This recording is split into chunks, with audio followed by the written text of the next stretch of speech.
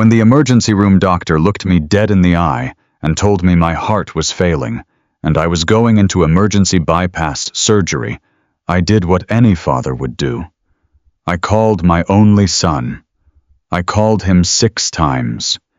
He sent every single call to voicemail. While my chest was cut open and my life hung by a thread, I was completely alone. 1 year later, that same son sat on my living room couch, clutching his wife's hand, weeping fake tears, and begged me for $120,000 to save his life. He thought he was talking to a weak, forgetful old man. He had no idea I had spent the last 365 days building a legal and financial trap that would bury him. My name is Thomas Gallagher. I am 68 years old. For over 40 years, I worked as a heavy machinery diesel foreman.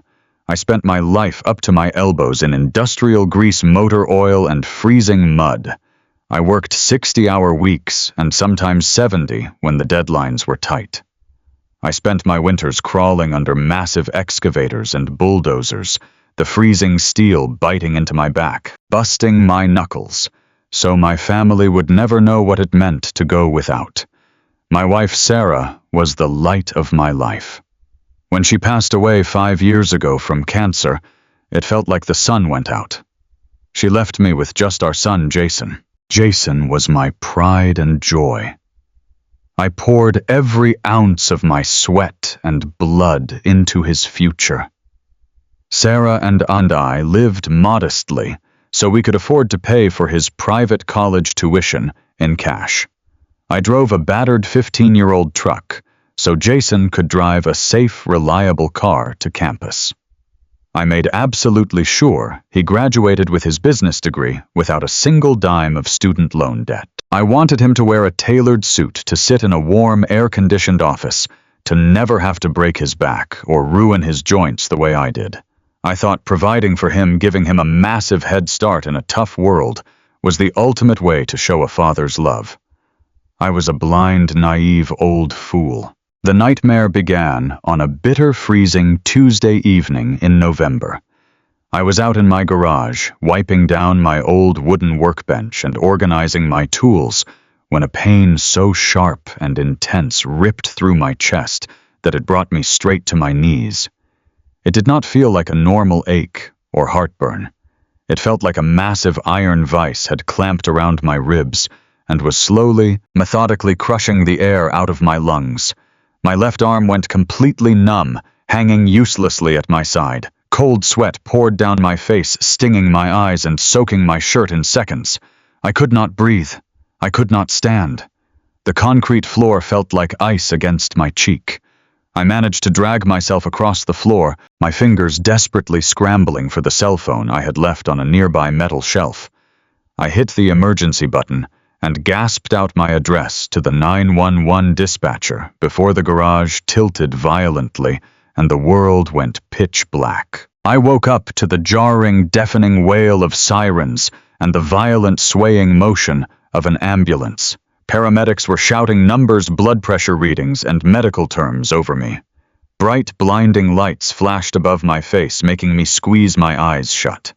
When they wheeled me through the sliding glass doors of the emergency room, the chaos was absolutely terrifying. Nurses were running alongside my gurney, shouting instructions to clear the hallway.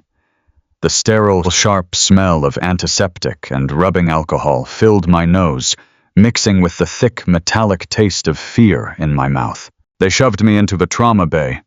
A doctor leaned over me, shining a harsh pen light directly into my eyes. His face was grim, tense, and completely devoid of any comforting bedside manner. He told me I was suffering a massive cardiac event, what they call a widowmaker heart attack. One of my main arteries was completely blocked. He said my heart muscle was actively dying with every passing second. He told me they needed to rush me into emergency bypass surgery immediately, or I was not going to make it through the night. The gravity of his words hit me like a physical blow. I was dying. A young nurse with a clipboard grabbed my hand. Her grip was tight, her voice urgent and panicked. She asked me who they needed to call. She said they needed an emergency contact, a next of kin, someone, to be there in the waiting room, someone to make critical medical decisions if things went wrong on the operating table. She needed a name and a number right that second. My trembling cold fingers reached for my cell phone, which a paramedic had placed on my chest during the ambulance ride. I unlocked the screen, found Jason's name in my favorites list, and pressed call. I held the phone to my ear, listening to the ringing, praying to God my son would pick up. 1 ring, 2 rings, 3 rings. Then his automated voicemail kicked in. I hung up immediately and dialed again. My heart monitor was beeping erratically, a frantic, high-pitched alarm that perfectly matched the sheer terror rising in my throat. I dialed a 3rd time. Voicemail. The nurses were cutting away my favorite flannel shirt with heavy trauma shears, attaching cold, sticky pads to my bare chest, preparing me for the surgeon's knife. I dialed a 4th time. Voicemail. Panic was turning into a desperate, pathetic pleading in my mind. Please, Jason, please pick up. Your father is dying. I dialed a 5th time. This time it did not even ring. He sent it straight to voicemail. He had actively looked at his screen, saw his father calling repeatedly, and declined the call. He hit the ignore button. I stared up at the blinding white fluorescent squares on the ceiling, feeling a profound coldness spread through my veins that had absolutely nothing to do with my failing heart. I was 68 years old. I had sacrificed my youth, my physical health, and my joints to build a comfortable life for my boy. And now, facing the terrifying end of my life, I was entirely alone. The doctor placed a hand on my shoulder and told me it was time. They pushed something heavy and cold into my IV line. The noisy trauma room began to spin out of control. The bright lights blurred into long, sweeping streaks of white and gray. As the heavy anesthesia dragged me down into a thick, suffocating darkness, my last conscious thought was a profound, agonizing sorrow. I truly believed I was going to die on that cold metal table, completely unloved and entirely forgotten by the only family member I had left in the world. I do not know how many hours or days I floated in that silent, dark void. When I finally managed to pry my eyelids open, the harsh, frantic lights of the emergency room were gone. The room I was in was dimly lit and relatively quiet, except for the rhythmic, steady beep of a heart monitor and the soft mechanical hiss of a ventilator. I was in the intensive care unit. My chest felt like it had been violently split open with an axe and roughly stitched back together with thick, barbed wire. Every single breath I took was a grueling, agonizing battle. I turned my head slightly, fighting through the heavy, disorienting haze of powerful painkillers, desperately hoping to see Jason sitting in the visitor's chair beside my hospital bed. I hoped to see my son, maybe crying, maybe holding my hand, telling me how scared he was, telling me he was so sorry he missed my frantic calls. But the man sitting in the corner chair was not Jason. It was Uncle Bob. Bob is my late wife, Sarah's older brother. He is a retired forensic auditor who spent 40 grueling years tracking hidden money, sniffing out corporate fraud, and testifying in federal courtrooms. He has a brilliantly sharp mind and a tough, no-nonsense way of looking at the world. When he saw my eyes open, he immediately stood up and walked over to the edge of the bed. He looked incredibly tired, his eyes red-rimmed and heavy with deep exhaustion. I tried to speak, but my throat was painfully dry, feeling like it was lined with sandpaper. I managed to croak out a single desperate word. Jason.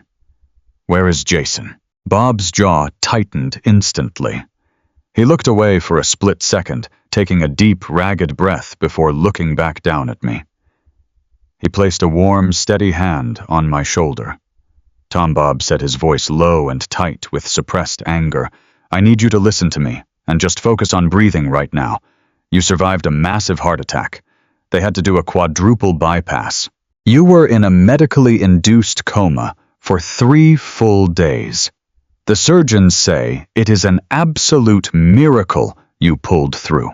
I closed my eyes, letting the terrifying information sink into my groggy brain. 3 days.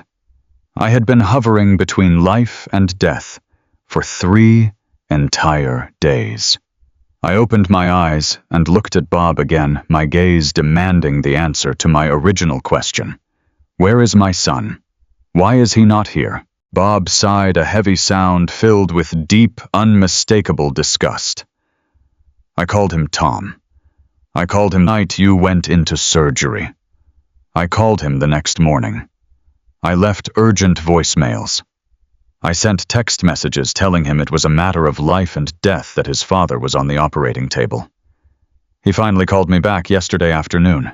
I waited, the excruciating physical pain in my chest, momentarily forgotten, completely replaced by a sickening, hollow dread in my stomach. What did he say? I whispered, barely able to form the words. Hines said he was on a crucial business retreat. Bob replied, his words sharp, cold, and clipped. He said he could not leave his networking event because it was vital for his career.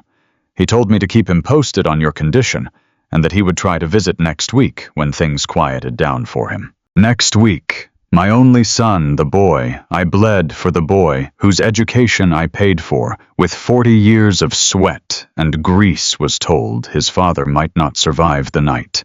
And he decided a corporate networking event was more important. He decided my survival was an inconvenience to his schedule.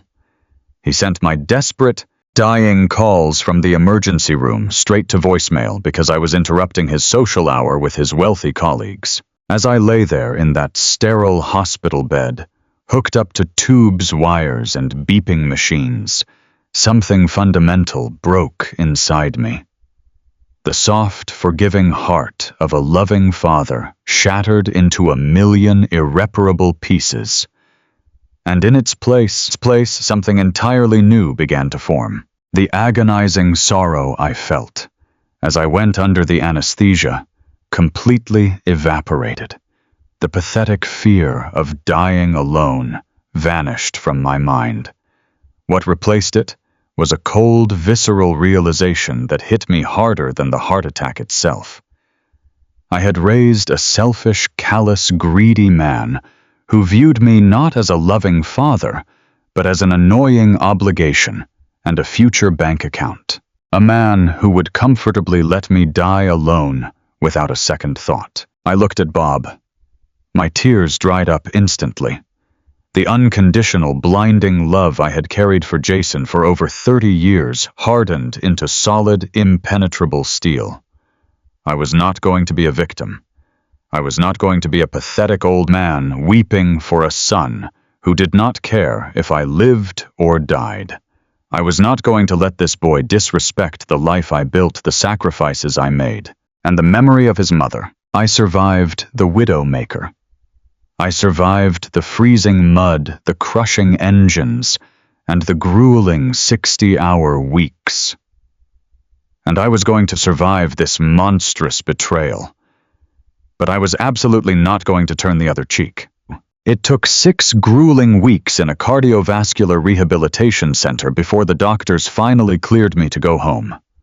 6 weeks of waking up every morning with a chest that felt like it had been cracked open by a sledgehammer. 6 weeks of slowly learning how to breathe deeply without sharp, agonizing pain tearing through my ribs. 6 weeks of walking down sterile linoleum hallways, gripping a metal walker while my legs trembled with weakness. But the physical pain was absolutely nothing compared to the cold, heavy stone sitting in the pit of my stomach. During that entire time, my son Jason never visited. He never called the nurse station to check on my recovery. He never sent a single message to Uncle Bob to see if I was awake. He simply vanished back into his life of luxury and corporate networking events, completely content to leave his father rotting in a hospital bed. When the day of my discharge finally arrived, the autumn air had turned sharp and freezing. Bob drove me back to the suburban neighborhood where Sarah and I had bought our home 30 years ago. It was a beautiful, sturdy, two-story brick house sitting on a quiet cul-de-sac. I had spent countless weekends up on a ladder, replacing the roof shingles by hand. I had planted the oak tree in the front yard when Jason was just a toddler. That house was my sanctuary. It was the physical manifestation of 40 years of hard labor, sweat, and sacrifice. Bob pulled his car into the driveway and put it in park. He turned off the engine and looked at me with deep concern in his tired eyes. He offered to stay the night. He offered to make me some soup and help me get settled into my own bed. I looked at the front door of my house and felt a profound, overwhelming sense of alienation. I shook my head slowly and thanked him for everything he had done. I told him I needed to be alone. I needed to walk through those doors and face the ghosts of my life by myself. Bob understood. He gave my shoulder a firm squeeze, told me to call him if I needed anything at all, and drove away. I stood on the concrete walkway for a long time, leaning heavily on my wooden cane.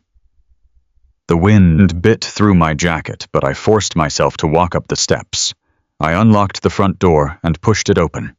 The air inside the house was stale and freezing cold. The silence was thick and suffocating. Without Sarah here, the house had always felt a little empty, but today it felt entirely different. It felt like a tomb. It felt wrong. I took off my jacket and began to walk slowly through the living room. My mechanic instincts have always made me highly observant. When you spend your life listening to the microscopic rattle of a diesel engine, or feeling the slight vibration of a misaligned gear, you learn to notice when something is fundamentally out of place. I stopped in the middle of the living room. The thick wool rug under the coffee table was shifted slightly to the left. The decorative coasters on the side table were not stacked in their usual neat pile. A heavy crystal vase on the mantelpiece was turned completely around, facing the wall. These were microscopic details, but in a house that had been locked and empty for nearly 2 months, they screamed at me like a blaring siren. Someone had been inside my home. My heart began to beat a little faster, a tight warning rhythm in my newly repaired chest. I gripped my cane and walked down the hallway toward my private study. The study was my personal space. It was where I kept my old schematics, my financial records, and the memories of a lifetime of hard work. In the center of the room sat a massive antique oak desk. I had bought that desk at an estate sale 20 years ago and spent an entire summer stripping, sanding, and refinishing the wood with my own 2 hands. It was a beautiful, solid piece of furniture, with heavy brass locks on the drawers. When I stepped into the study, I stopped dead in my tracks. The breath caught painfully in my throat, and the main drawer of my beautiful oak desk was hanging open. The heavy brass lock had not been delicately picked. It had been brutally and violently pried open. The wood around the keyhole was splintered and cracked with deep, jagged gouges left by a heavy flathead screwdriver. Someone had jammed a tool into the antique wood and wrenched it downward, destroying the lock completely. I walked over to the desk, my hands trembling with a mixture of shock and rising fury. I looked down into the open drawer. My personal documents were scattered everywhere. My bank statements, my old tax returns, and my retirement portfolio summaries had been rummaged through and tossed back haphazardly. Whoever did this was looking for financial information. They were looking for numbers. They were looking for my money. A cold sweat broke out on my forehead. I turned around and looked at the back wall of my study. Hanging there was a large framed map of my home state. Behind that map, secured firmly into the drywall and the wooden studs, was my personal wall safe. I walked over to the map and pulled it aside. The heavy steel door of the safe was firmly shut. I let out a small breath of relief, thinking they had not found it. I reached out and grabbed the metal dial to enter my combination. The combination was the exact date I married Sarah. I spun the dial, left, right, and left again, perfectly hitting the numbers I had memorized decades ago. I pulled the heavy metal handle. The safe did not open. I frowned, my heart hammering against my ribs. I thought my hands were just shaky from the medication. I reset the dial and entered the combination a second time, moving very slowly and deliberately. I pulled the handle again. Nothing. The heavy steel door remained completely locked. The combination had been changed. My blood ran absolutely cold. You cannot change the combination to a digital electronic safe without having the master override code or bringing in a professional locksmith. And if someone had brought a locksmith into my home, they had to have authorized access. They thought they could lock me out of my own safe in my own home. They thought I was just a tired, sick old man who would assume he simply forgot his own anniversary date. They forgot who they were dealing with. They forgot I was a heavy machinery mechanic who had spent 40 years taking apart and rebuilding the most complex industrial locking mechanisms on the planet. I left the study and walked slowly out to my garage. I found my heavy metal toolbox sitting on my workbench. I grabbed a small battery-powered drill, a set of titanium drill bits, and a specialized borescope I used for inspecting engine cylinders. I walked back into the house and stood in front of the safe. I was breathing heavily, the physical exertion, pulling painfully at my chest. Stitches, but I was completely fueled by a dark, burning adrenaline. I did not care about saving the safe. I placed the titanium drill bit exactly 3/4 of an inch above the dial, right where I knew the internal locking solenoid was housed. I pressed the trigger and leaned my weight into it. The drill screamed as it bit through the hardened steel, throwing tiny hot metal shavings onto the floor. Within 5 minutes, I had bored a small, clean hole straight through the door. I took the thin, flexible cable of the borescope and threaded it into the hole, looking at the small digital screen in my hand.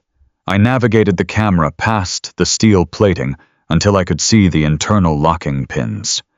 I grabbed a long, thin piece of rigid wire from my toolbox, inserted it through the hole, and manually tripped the internal locking bar.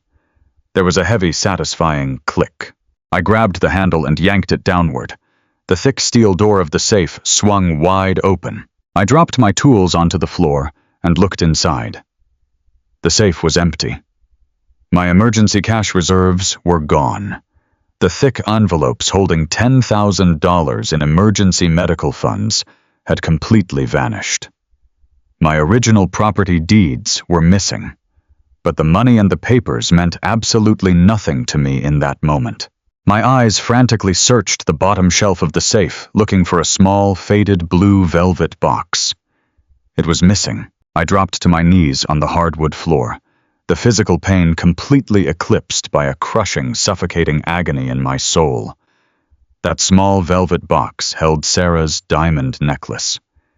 It was a beautiful vintage piece I had purchased for her after my very first promotion to shift foreman. I had worked double shifts for 8 months straight just to afford it. Sarah wore it on every anniversary, every holiday, and every special occasion. When the doctors told us Sarah was not going to survive her cancer, she called me into her hospital room and placed that velvet box in my rough, calloused hands. She made me promise her one thing. She told me to keep the necklace safe and to give it to Jason's future daughter on her wedding day.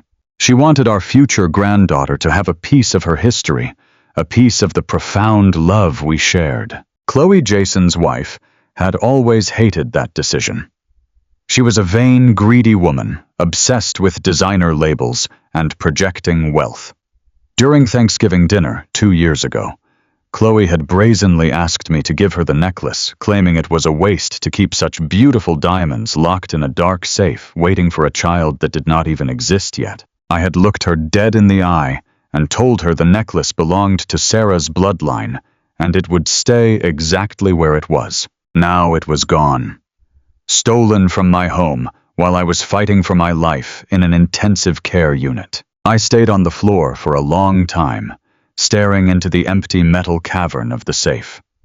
My mind raced, trying to piece together the shattered fragments of my reality.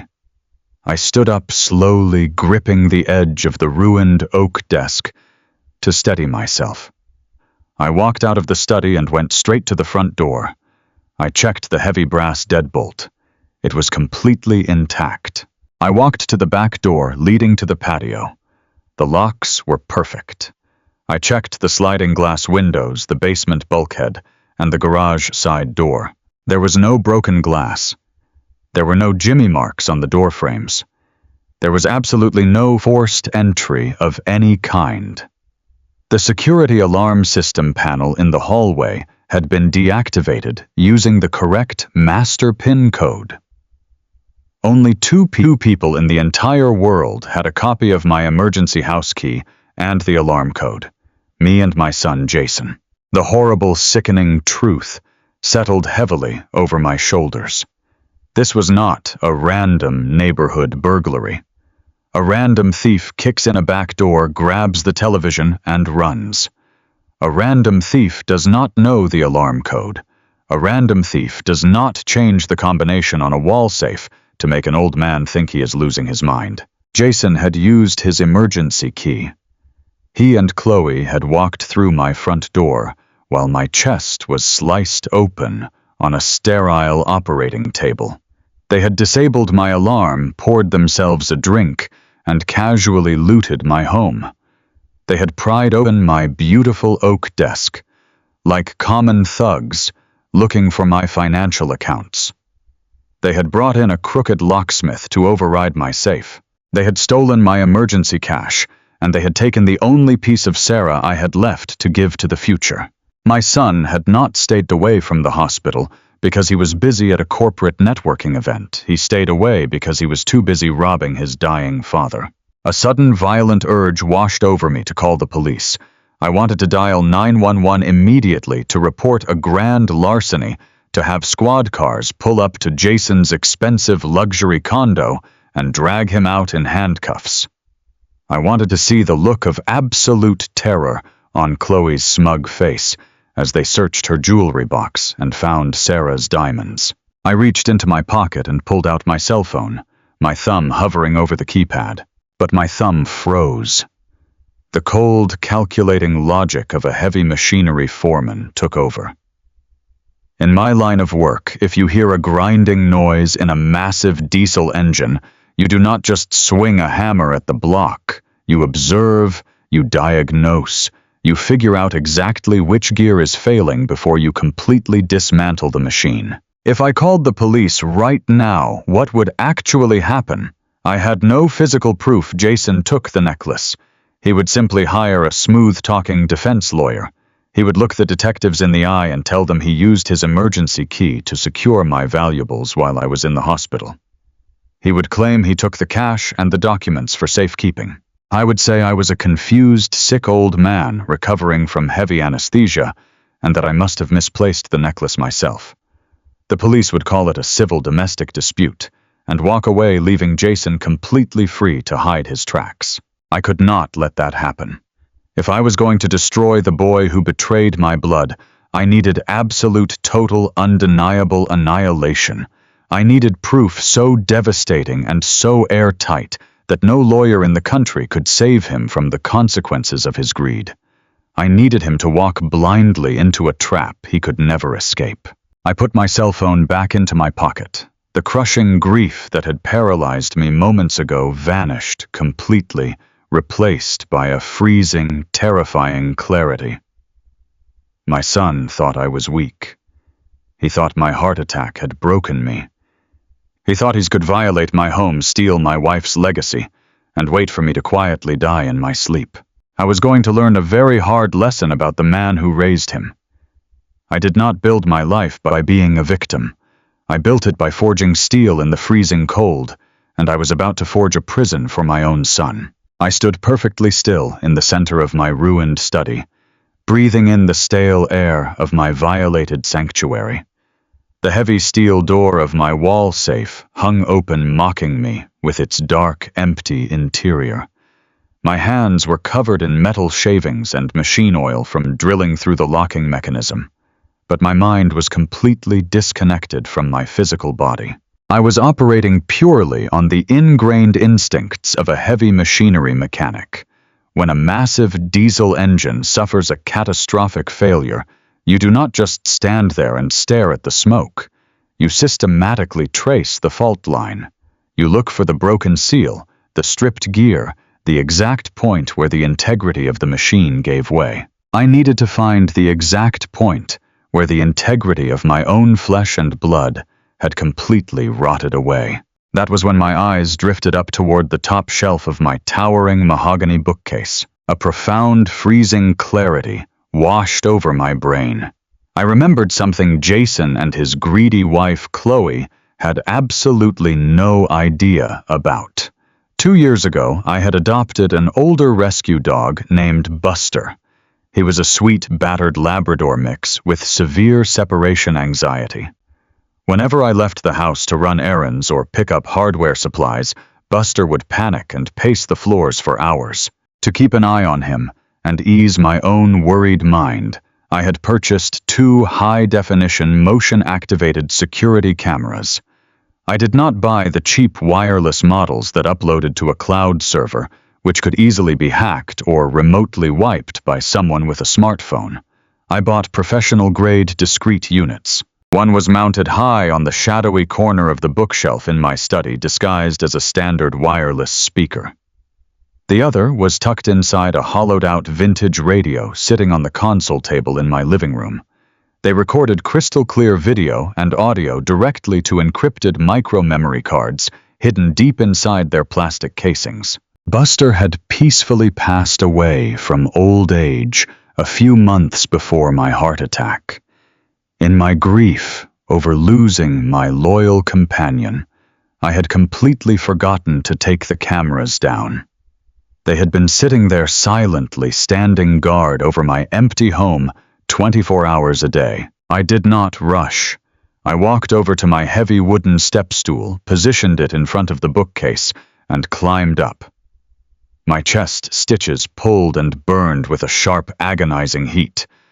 But I ignored the pain. I reached into the shadows, grabbed the small black cylinder, and twisted the base off. Using my pocket knife, I carefully popped out the tiny square micro-memory card. I climbed down, walked into the living room, and retrieved the second card from the vintage radio. I held those 2 tiny pieces of plastic in the palm of my calloused hand. They weighed absolutely nothing, but I knew they were about to crush my entire universe. I pulled my cell phone from my pocket and called Uncle Bob. He answered on the first ring, his voice thick with concern, asking if I was in pain and if he needed to call an ambulance. I told him my heart was beating just fine. I told him to turn his car around immediately, drive back to my house, and bring his heavy-duty forensic auditing laptop. He did not ask a single question. He simply said he would be there in 10 minutes. While I waited, I walked into the kitchen and brewed a massive pot of dark black coffee.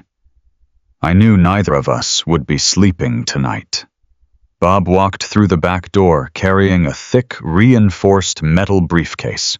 He took one look at my pale, rigid face and knew we were about to walk into hell. We sat down side by side at my worn wooden kitchen table. The house was dead quiet, except for the low hum of the refrigerator and the clicking of Bob opening his laptop. I slid the 2 memory cards across the table. I told him I needed to see exactly what happened in my house on the night of my Widowmaker heart attack. I needed to see what happened while the surgeons were sawing through my sternum. Bob nodded, his face tightening into the cold, professional mask he used when investigating corporate embezzlement. He inserted the first card from the study into a digital reader and plugged it into his computer. Lines of data cascaded across his screen as he bypassed the encryption and opened the hidden file directory.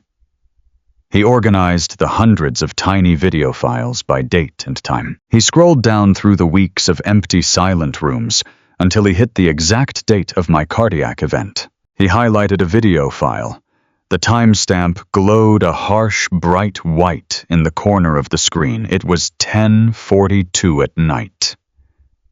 My breath hitched in my throat. 10:42 was the exact moment the emergency room doctors were ripping my favorite flannel shirt open, frantically sticking defibrillator pads to my sweating chest, and screaming for Jason to answer his phone. Bob pressed play. The video opened with a view of my dark, empty study. A second later, the motion sensor clicked the camera into full recording mode as the hallway door swung wide open. The overhead light flicked on blindingly bright. Jason walked into the room. My own son. The boy I had taught to ride a bicycle. The boy whose private college tuition I had paid in cash with decades of broken knuckles and frozen joints. He was wearing a tailored designer wool coat over a crisp, expensive suit. He did not look panicked. He did not look like a grieving, terrified son rushing to gather his dying father's medical documents. He looked profoundly annoyed. He looked like a man running a highly inconvenient errand. Chloe walked in right behind him. She was wearing a sleek leather jacket, carrying her expensive designer handbag, looking around my private sanctuary with absolute open disgust. I watched in agonizing silence as my son walked directly over to my antique oak desk. He did not search for a key. He reached into his coat pocket and pulled out a massive, heavy-duty flathead screwdriver. He jammed the thick metal blade directly into the brass keyhole of the top drawer. I physically flinched as the harsh, loud sound of splitting antique wood echoed through the laptop speakers. Jason put his entire body weight into the tool, brutally, violently tearing the drawer open. He rummaged through my private financial documents, tossing my bank statements and trust fund summaries onto the floor like garbage. Chloe stood by the doorway, crossing her arms, complaining about the dust in the room. Then Jason walked over to the wall map and pulled it aside to reveal the safe. He stared at the dial and pulled out his cell phone. He dialed a number and angrily demanded someone get over to the house immediately. Bob and I sat in total silence as the video skipped forward. 10 minutes later, a man in a dark hoodie carrying a heavy canvas bag walked into my study. Jason handed the man a stack of cash. The man pulled out a specialized electronic override tool, plugged it into a small port near the dial of my safe, and forced the locking mechanism open. The man packed his tools and left immediately. Jason yanked the safe door open. He reached inside and grabbed the thick manila envelopes containing my $45,000 in emergency cash reserves. He shoved them carelessly into his designer coat. But it was what happened next that stopped my heart completely. Chloe stepped forward, pushing Jason aside. She reached deep into the bottom shelf of the safe and pulled out the small, faded blue velvet box. She popped the lid open. The high-definition camera caught the bright, beautiful gleam of my late wife Sarah's heirloom diamond necklace. It was the exact necklace Sarah had begged me to save for Jason's future daughter. It was the physical embodiment of my dead wife's enduring love. Chloe actually smiled. It was a wicked, greedy, terrifying smile. She pulled the delicate diamond chain from the box, walked over to the reflective glass of the window, and fastened it around her own neck. She admired herself, laughing softly, while my son shoved my stolen cash into his pockets. Bob gripped my shoulder so hard his fingers bruised my skin. He was breathing heavily, a deep, furious sound rattling in his chest. I did not blink. I did not look away. I forced myself to absorb every single agonizing pixel of their absolute treason. I told Bob to switch to the second memory card. I needed to see the living room footage. I needed to see it all. Bob swapped the tiny plastic cards and opened the next directory. He found the corresponding timestamp and hit play. This video was recorded 30 minutes after they cracked my safe. The camera hidden inside the vintage radio gave a wide, clear view of my entire living room. Jason and Chloe walked into the frame looking completely relaxed and incredibly wealthy. Jason took off his coat, threw it over my armchair, and walked directly over to my custom-built liquor cabinet. He reached past the cheap bottles and pulled out a bottle of 20-year-old single-barrel bourbon. It was an incredibly rare bottle I had purchased decades ago and saved for one specific reason. I was saving it to drink with my son on the day his first child was baptized. It was sacred to me. Jason cracked the seal without a single second of hesitation and poured 2 massive glasses of the amber liquid. I walked over to this couch and handed a glass to his wife.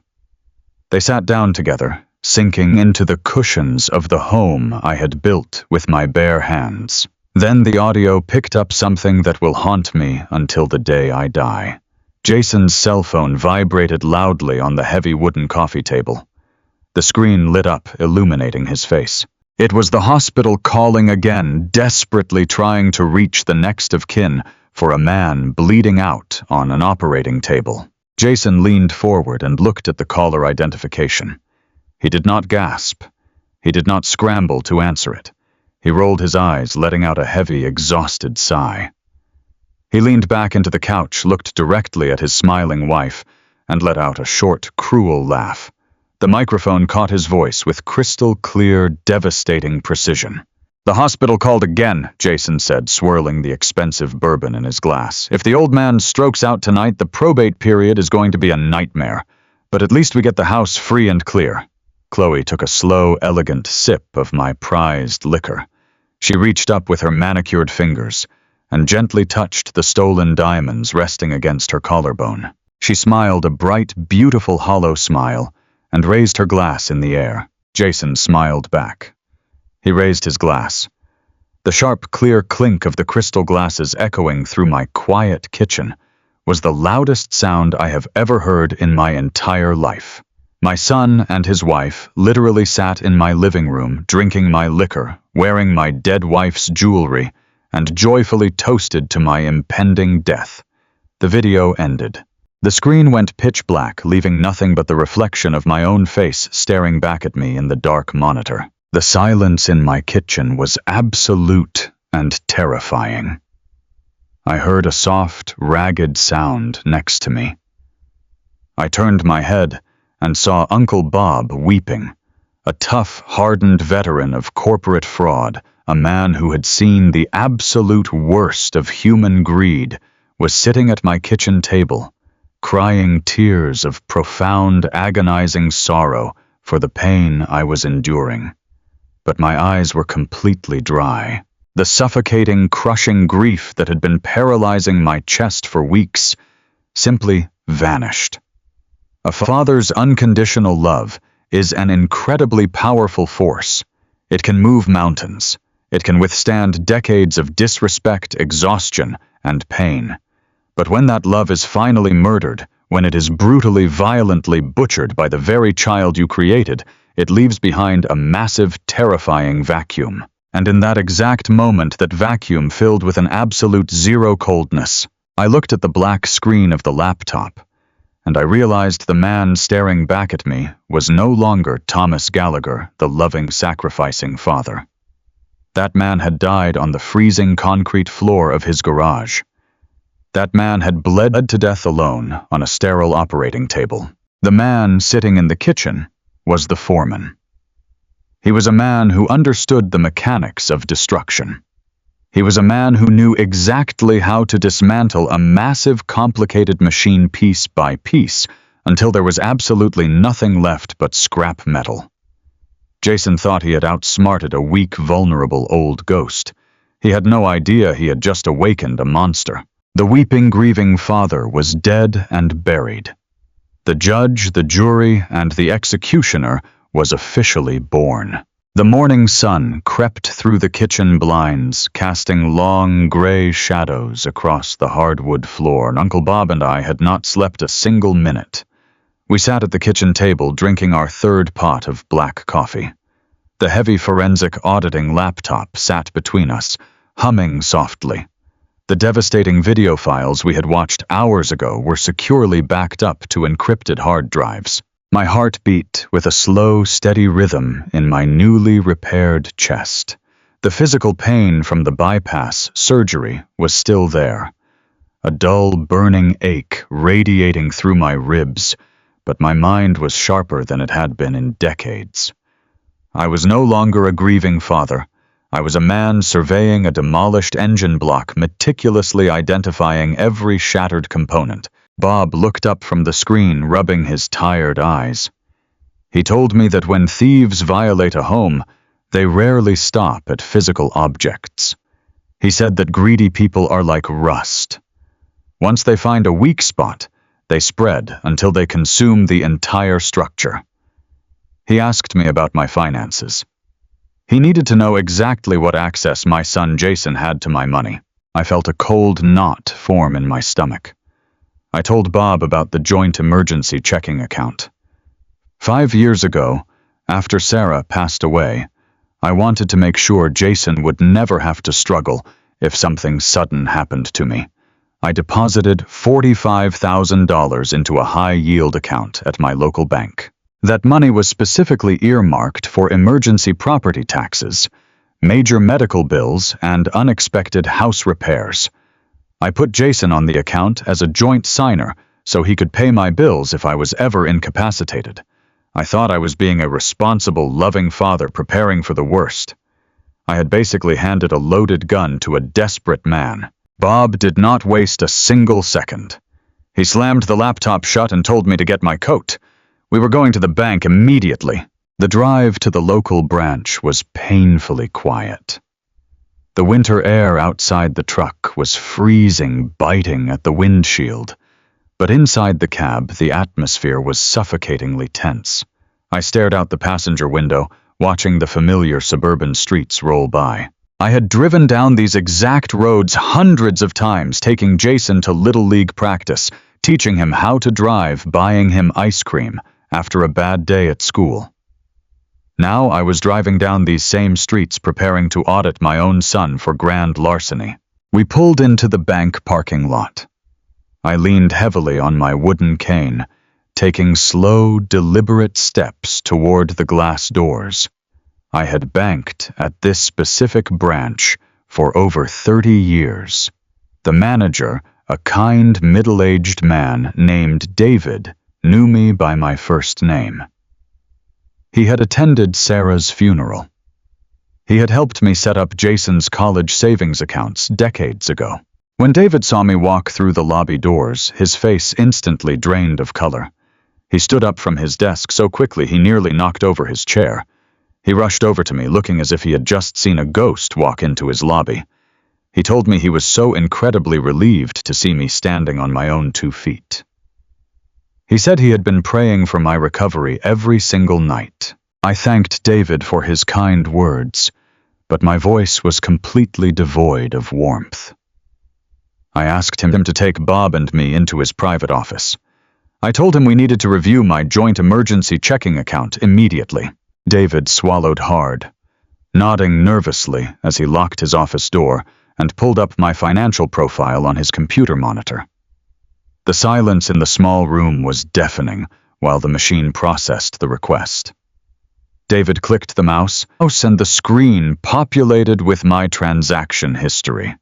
He printed the statement and slid the warm paper across the mahogany desk. I picked it up. I stared at the bold black numbers printed at the bottom of the page. The balance was 0. My $45,000 safety net was completely gone. I traced my calloused finger up the column of numbers, looking at the withdrawal history. 2 days after my widowmaker heart attack, while I was still trapped in a medically induced coma fighting for my very life, Jason had walked into this exact branch. I initiated a massive wire transfer, routing every single penny of my emergency money into a private limited liability company registered in his wife Chloe's name. They did not just steal Sarah's diamond necklace. They stole the money meant to pay for the very surgery that saved my life. They drained the account dry, leaving me absolutely nothing to fall back on. The sheer calculated cruelty of it made the room spin. They took the money knowing I would wake up with monumental medical debt. They took it hoping the financial stress would finish the job my failing heart had started. Bob placed his hand firmly over the bank statement, securing it as hard evidence. He looked directly at David and asked if there were any other anomalies or suspicious activities on my remaining accounts. David looked down at his keyboard, visibly sweating. He took a trembling breath and leaned forward, resting his elbows on the desk. He told me that there was something else, something much worse than the drained checking account. David lowered his voice to a hushed, terrified whisper. He said that a week ago, Jason had requested a private meeting with the regional wealth management director. Jason had brought in a stack of fabricated preliminary medical documents, claiming I had suffered catastrophic brain damage from the lack of oxygen during my heart attack. He told the director I was suffering from severe, untreatable dementia. Jason had actively attempted to freeze my primary estate trust, the main account holding my entire life savings and my pension funds. I demanded the bank grant him immediate executive control over the trust, arguing that I was completely incompetent and a danger to my own financial well-being. The sheer audacity of the betrayal struck me like a physical blow to the jaw. My own son had walked into my bank, sat in a comfortable leather chair, and calmly tried to declare his father legally brain dead. He tried to strip me of my dignity, my independence, and every single dollar I had bled to earn over 4 decades of manual labor. He spun a tragic fictional tale about a sad, confused old man losing his mind just so he could bypass the legal protocols and steal the rest of my estate before I even had the chance to leave the rehabilitation center. David explained that the only reason Jason failed to gain control of the primary trust was because the regional director demanded a sworn notarized affidavit from my attending cardiovascular surgeon declaring me legally incompetent. Jason could not produce the document because the surgeon knew my brain was functioning perfectly fine. Jason left the bank furious, threatening to return with a court order. David looked at me with deep sorrow in his eyes, apologizing repeatedly for even entertaining Jason's claims. I told David it was not his fault. A bank manager cannot be expected to recognize a monster wearing the expensive, tailored suit of a grieving son. I asked David to print every single record, every transfer receipt, and every internal memo regarding Jason's attempt to seize the trust. We gathered the massive stack of paper evidence, placed it carefully into Bob's reinforced metal briefcase, and walked out of the bank. The ride back to my house was even colder and darker than the trip to the bank. The financial bleeding was massive, but Bob was not satisfied. A forensic auditor knows that when a thief gets greedy enough to drain a bank account and bold enough to attempt a trust fund hijacking, they do not stop there. They look for the largest stationary asset they can leverage. When we walked back through my front door, Bob immediately opened his laptop and connected to the high-speed internet. He did not look at bank accounts this time. He went straight to the county property records database. He told me that real estate is the ultimate playground for financial predators. I poured us another round of bitter black coffee and stood behind his chair, watching the screen as he navigated the complex public filing systems. Bob pulled up the deed history for my primary residence. The house was completely paid off, free and clear of any mortgages. The title was perfectly clean, untouched, and secure in my name. I let out a heavy sigh of relief, thinking the house was safe. But Bob did not stop searching. He typed in the address for my secondary property. 10 years ago, I had purchased a small, quiet lake cabin in the northern county limits. It was a modest, rustic wooden structure sitting on 2 acres of pristine pine forest. Sarah and I used to spend our summers there, fishing off the wooden dock and watching the sun set over the water. It was our private, peaceful retreat away from the noise and stress of the city. I had paid for the cabin in cash. It was my completely debt-free sanctuary. Bob hit the enter key, pulling up the municipal tax records and the title history For the lake properties, the screen refreshed, displaying a dense wall of legal text and filing dates. Bob leaned so close to the monitor, his nose almost touched the glass. He stopped scrolling. The color drained completely from his weathered face. He turned slowly, looking up at me with an expression of pure, unadulterated shock. He told me to brace myself. He pointed a shaking finger at a specific line of text highlighted in harsh yellow on the screen. 5 days ago, an $80,000 commercial bridge loan had been executed and recorded against the deed of my lake cabin. I stared at the screen, my mechanic's brain struggling to process the impossible information. I had not signed a loan document in over 20 years. I absolutely despised debt.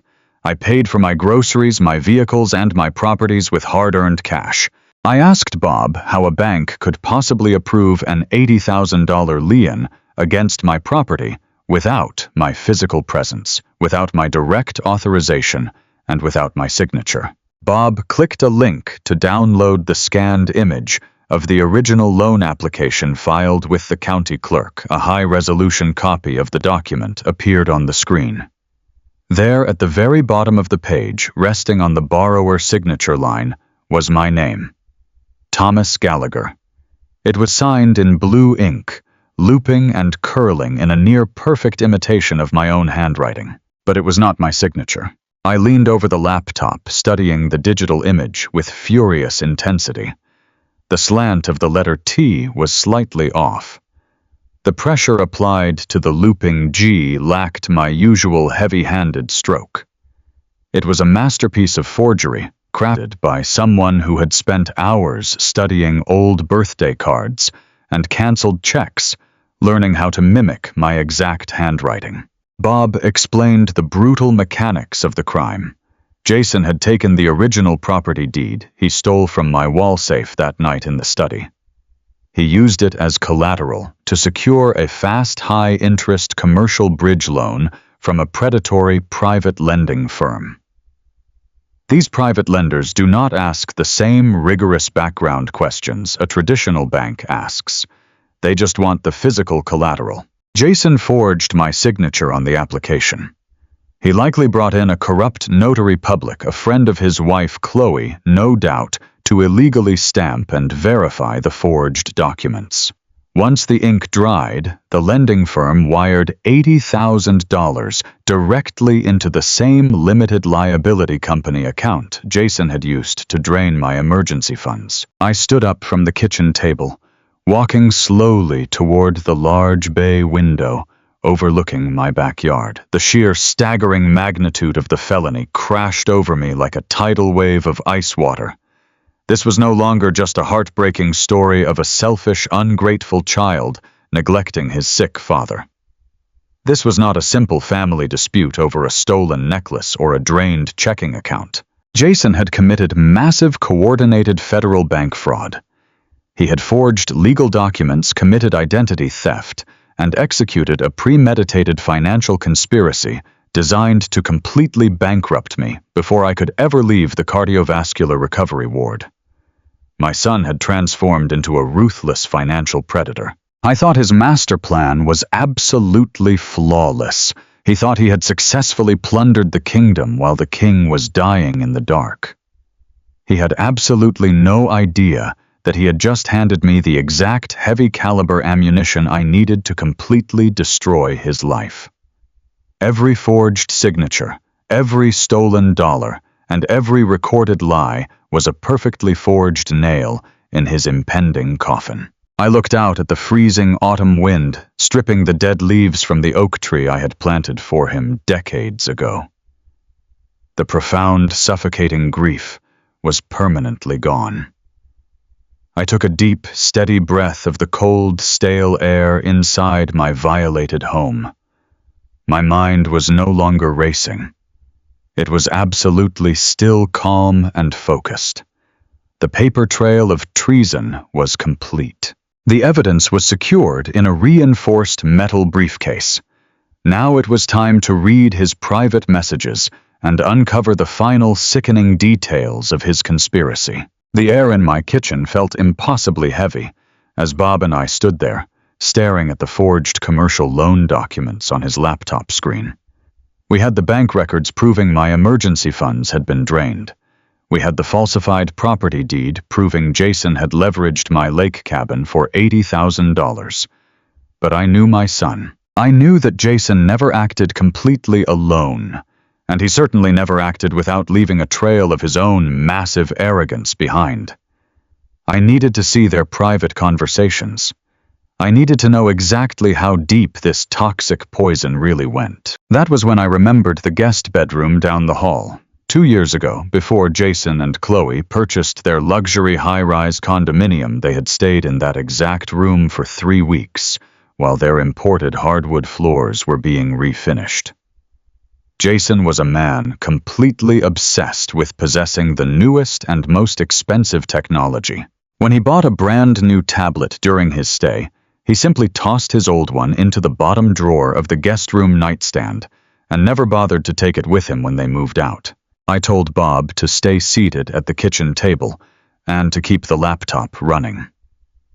I gripped the handle of my wooden cane and slowly walked down the quiet hallway. Every single step I took sent a dull, throbbing ache through the healing surgical wounds in my chest, but I was entirely numb to the physical pain now. I pushed open the door to the guest bedroom. The room was perfectly still, smelling faintly of lemon furniture polish and old cotton sheets. I walked over to the small wooden nightstand beside the bed and pulled the bottom drawer open. There it was, a cold, flat piece of glass and aluminum resting silently underneath an old yellowed phone directory. It was Jason's old family tablet. I reached down and picked it up. It was completely dead and covered in a fine layer of dust. I rummaged through the tangled knot of charging cords in the back of the drawer until I found the correct white cable. I plugged the wire into the wall socket, inserted the connector into the tablet, and sat down heavily on the edge of the mattress. I stared at the black, glossy screen, waiting for the small white Apple logo to finally appear. My heart beat a slow, heavy rhythm against my ribs. I knew with absolute certainty that whatever was hiding inside this machine was going to be the final definitive nail in the coffin of my fatherhood. After a few agonizing minutes, the screen flared to life, illuminating the dim room. A numeric keypad appeared, asking for a 6-digit passcode. Jason was a man who genuinely believed he was the smartest person in any room, but I knew his core better than anyone. He was profoundly lazy, and he possessed a massive, incredibly fragile ego. I did not need a professional computer hacker to break into his device. I typed in his own birthday, followed by the 2 digits of his birth year. The screen shook slightly and rejected the code. I took a deep, steadying breath. I thought about Chloe. Jason was entirely whipped by his greedy, manipulative wife. Everything he did was designed to impress her and maintain the illusion of their perfect, wealthy lifestyle. I typed in the exact date of their lavish, ridiculously expensive wedding. It was a wedding I had personally paid for with $25,000 of my own hard-earned savings. The screen unlocked instantly. The bright, colorful home menu appeared. Jason was a man completely addicted to the seamless connectivity of his expensive gadgets. He had linked his cellular phone, his work laptop, and his tablet to the exact same cloud storage account, so he could read his personal text messages from any location. I was so incredibly arrogant and careless that he had never bothered to log out of this old, discarded device or wipe its memory. He assumed I was just a clueless old diesel mechanic who barely knew how to send an email. He assumed I would never dare touch his precious technology. He was dead wrong. I tapped the bright green icon for his text messages. The device froze for a few seconds as the internal antenna connected to my home internet router. Then a massive, overwhelming flood of digital messages began to populate the screen, rapidly sinking 2 entire years of private conversations directly into the palm of my hand. I scrolled past the mundane daily messages about expensive dinner reservations, luxury car payments, and weekend golf tee times. I was looking for something very specific. I scrolled back through the timeline until I found a group chat thread containing 3 people. The first contact was Jason. The second contact was Chloe. The third was an unsaved phone number, but the contact name typed at the very top of the chat simply read, Trent Miller, Estate Attorney. I clicked on the group chat. The earliest messages in the thread dated back to the exact week of my widowmaker heart attack. I scrolled to the very top of that specific week and began to read. Reading those words was exactly like swallowing crushed glass. I sat alone in the quiet guest room and watched my son and his wife casually discuss the end of my life as if they were negotiating the sale of a used vehicle. The lawyer Trent was clearly a bottom-feeding legal predator who specialized in aggressive wealth transfers. I was actively advising them on exactly how to circumvent the legal protections I had established for my estate. Jason wrote a message complaining that the hospital social worker was asking too many questions about my long-term recovery plan. He complained bitterly to his wife and his lawyer that I was taking far too long to wake up from the medically induced coma. He said my extended hospital stay was interfering with his corporate schedule. Then I saw a long, highly detailed paragraph written by Chloe. I stared at the glowing blue text bubble. The sheer malice in her words burned themselves permanently into my retinas. Chloe wrote, Once the hospital confirms his cognitive decline post-surgery, we file for conservatorship. We sell the primary house and funnel the cash into my business account before he even knows what day it is. We tell the judge he is a danger to himself. We put him in a state facility, and we wash our hands of this entire mess. I read the message again, and then I read it a third time. Conservatorship, a state facility, funnel the cash. They were not just stealing my emergency medical funds to buy designer clothes. They were not just forging a commercial bridge loan against my peaceful lake cabin to pay off their own debts. They were actively, maliciously conspiring to legally declare me mentally incompetent. They wanted to strip me of my fundamental human rights. They intended to go before a judge in a court of law and swear under penalty of perjury that I was a broken, demented old man who could no longer feed himself or pay his own utility bills. I sat there analyzing the true, horrifying weight of the word conservatorship.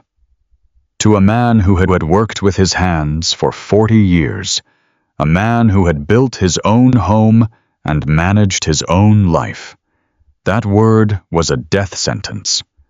Once they possessed that piece of legal paper, they would have absolute, unchecked legal authority to liquidate my entire existence. They would sell the house I had rebuilt with my own bare hands. They would drain the pension I had earned by destroying my joints in the freezing mud. And then, when they had extracted every single drop of my accumulated wealth, they planned to lock me away in a miserable, underfunded state, nursing home to rot in a cheap hospital bed until I finally had the decency to stop breathing. I looked down at Jason's direct response to Chloe's monstrous plan. He did not defend his father. He did not express a single ounce of guilt, hesitation, or moral conflict. My son, the boy, I had sacrificed everything for, simply replied. Trent is drawing up the medical affidavits now. We just need the attending surgeon to sign off that the brain damage is permanent. We will be rich by Christmas. I sat in the silent room, gripping the aluminum edges of the tablet so tightly my knuckles turned completely white. I am a man who has faced a lot of terrifying situations in my life. I have been pinned under a collapsing engine block while my coworkers scrambled to lift the steel off my chest. I have survived a massive widowmaker heart attack that should have killed me before the ambulance ever arrived in my driveway. But absolutely nothing in my 68 years of existence prepared me for the sheer staggering evil radiating from that glowing digital screen. This was not simply a case of financial greed. Greed is just wanting more money to buy nice things. This was a calculated, cold-blooded assassination of my freedom, my dignity, and my humanity. They wanted to completely erase Thomas Gallagher from the face of the earth, while my heart was still beating inside my chest. I slowly stood up from the edge of the mattress. I walked out of the guest room and carried the tablet down the hallway, returning to the kitchen. Bob was still sitting at the table, meticulously reviewing the forged bank loan documents on his screen. I placed the glowing tablet gently onto the wooden surface right in front of him. I pointed to the screen and told him to read the group chat. Bob adjusted his reading glasses and leaned over the tablet. I stood silently watching the color rapidly drain from his weathered face as his eyes darted back and forth across the malicious text messages. He let out a low, furious, trembling breath. He looked up at me, his jaw clenched tight with absolute righteous rage. He slammed his hand flat against the kitchen table. He asked me if I wanted him to call the local police precinct right this very second. He said we had concrete, indisputable evidence of a criminal conspiracy to commit wire fraud, identity theft, and elder abuse. He told me we had enough ammunition to have a heavily armed tactical unit kick Jason's front door down before midnight. He wanted them in handcuffs immediately. I stared down at the tablet resting on my kitchen table. The fierce, burning anger that had been threatening to consume my chest had completely solidified into an immovable, frozen glacier. I shook my head slowly. I told Bob to close his laptop and turn the tablet screen off. I told him we were not calling the police tonight. We were not calling anyone. Bob looked at me like I was completely losing my mind. He threw his hands up in frustration and demanded to know why we would possibly wait when we held the absolute smoking gun of their guilt right in our hands. I pulled out a wooden chair, sat down across from him, and looked him dead in the eye. I explained the cold, harsh reality of the American legal system to him. If I called the police right now, Jason and Chloe would instantly hire a team of expensive defense attorneys. Trent Miller, their shady boutique lawyer, would immediately file legal injunctions. They would stand in front of a judge and claim the text messages were taken entirely out of context. They would argue that the massive bank transfers and the bridge loan were simply clumsy, desperate attempts by a loving son to protect my assets while I was incapacitated in the intensive care unit. They would use the money they stole from me to post their own bail. They would drag the criminal investigation out for years, through endless, grueling civil litigation, deliberately hiding my money in offshore accounts and bleeding me dry with astronomical legal fees. I could not risk a sloppy, premature confrontation. I could not give them a single second to prepare a legal defense or destroy their financial records. I leaned forward, resting my arms on the table. I told Bob that if you want to trap a pair of hungry, desperate wolves, you do not stand on your front porch and shout at them to leave. You leave the bait on the ground, you retreat deep into the shadows, and you wait until they are completely obsessed with the meat. You let them walk so deep into the snare that by the time they hear the steel jaws snap shut, they are already utterly destroyed. I told Bob we were going to play the long game. We were going to quietly, surgically lock down my actual estate and permanently sever their legal access to everything I owned. And then we were going to sit back and watch them hang themselves with their own insatiable greed. I was going to play the role of the weak, confused, broken old man they so desperately wanted me to be. I would let them think their horrific plan had worked. I would let them spend the stolen money, inflate their luxurious lifestyle, and sink themselves into massive, inescapable debt. I knew my son. I knew Chloe. They were arrogant, reckless, and hopelessly addicted to instant gratification. Without access to my primary trust fund, The stolen $45,000 and the fraudulent $80,000 loan would eventually run out. And when the stolen money ran out, they would become absolutely desperate. When they became desperate, they would come crawling back to my doorstep, begging for more. And on that day, I would have my anvil fully forged, and I would drop it directly onto their heads. The morning after, Uncle Bob and I watched that horrifying video. I woke up before the sun even considered rising. My chest was still wrapped in tight surgical bandages, and every breath was a dull, burning reminder of my own mortality. But the crushing emotional weight that had pinned me to my mattress for weeks was completely gone. I did not feel like a sick old man anymore. I felt like a foreman walking onto a job site, knowing exactly which structure needed to be demolished. I drank my coffee black and called Bob. I told him we needed a lawyer. I did not want a friendly neighborhood attorney who handled simple wills and local traffic tickets. I wanted a shark. I wanted a man who viewed a courtroom the same way I viewed a scrapyard. Bob smiled a grim, tight smile and told me he knew exactly who to call.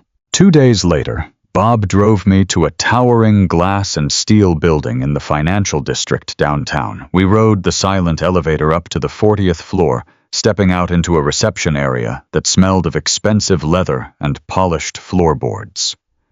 This was the office of Martin Sterling. Martin was a high-power estate attorney with a reputation for being absolutely ruthless. I was a man who handled the divorces and asset protections of the wealthiest, most vicious corporate executives in the state. When we walked into his massive corner office, Martin did not offer me empty sympathies about my heart attack. He did not ask how I was feeling. He looked at the heavy metal briefcase Bob carried and asked what we had brought him. I sat down in the firm leather chair and laid it all out. I told him about the drained emergency accounts. I told him about the forged commercial bridge loan against my lake cabin. And then I placed the digital tablet on his desk and played the audio of my only son toasting to my death with his greedy wife. Martin listened to the recording with a perfectly blank expression.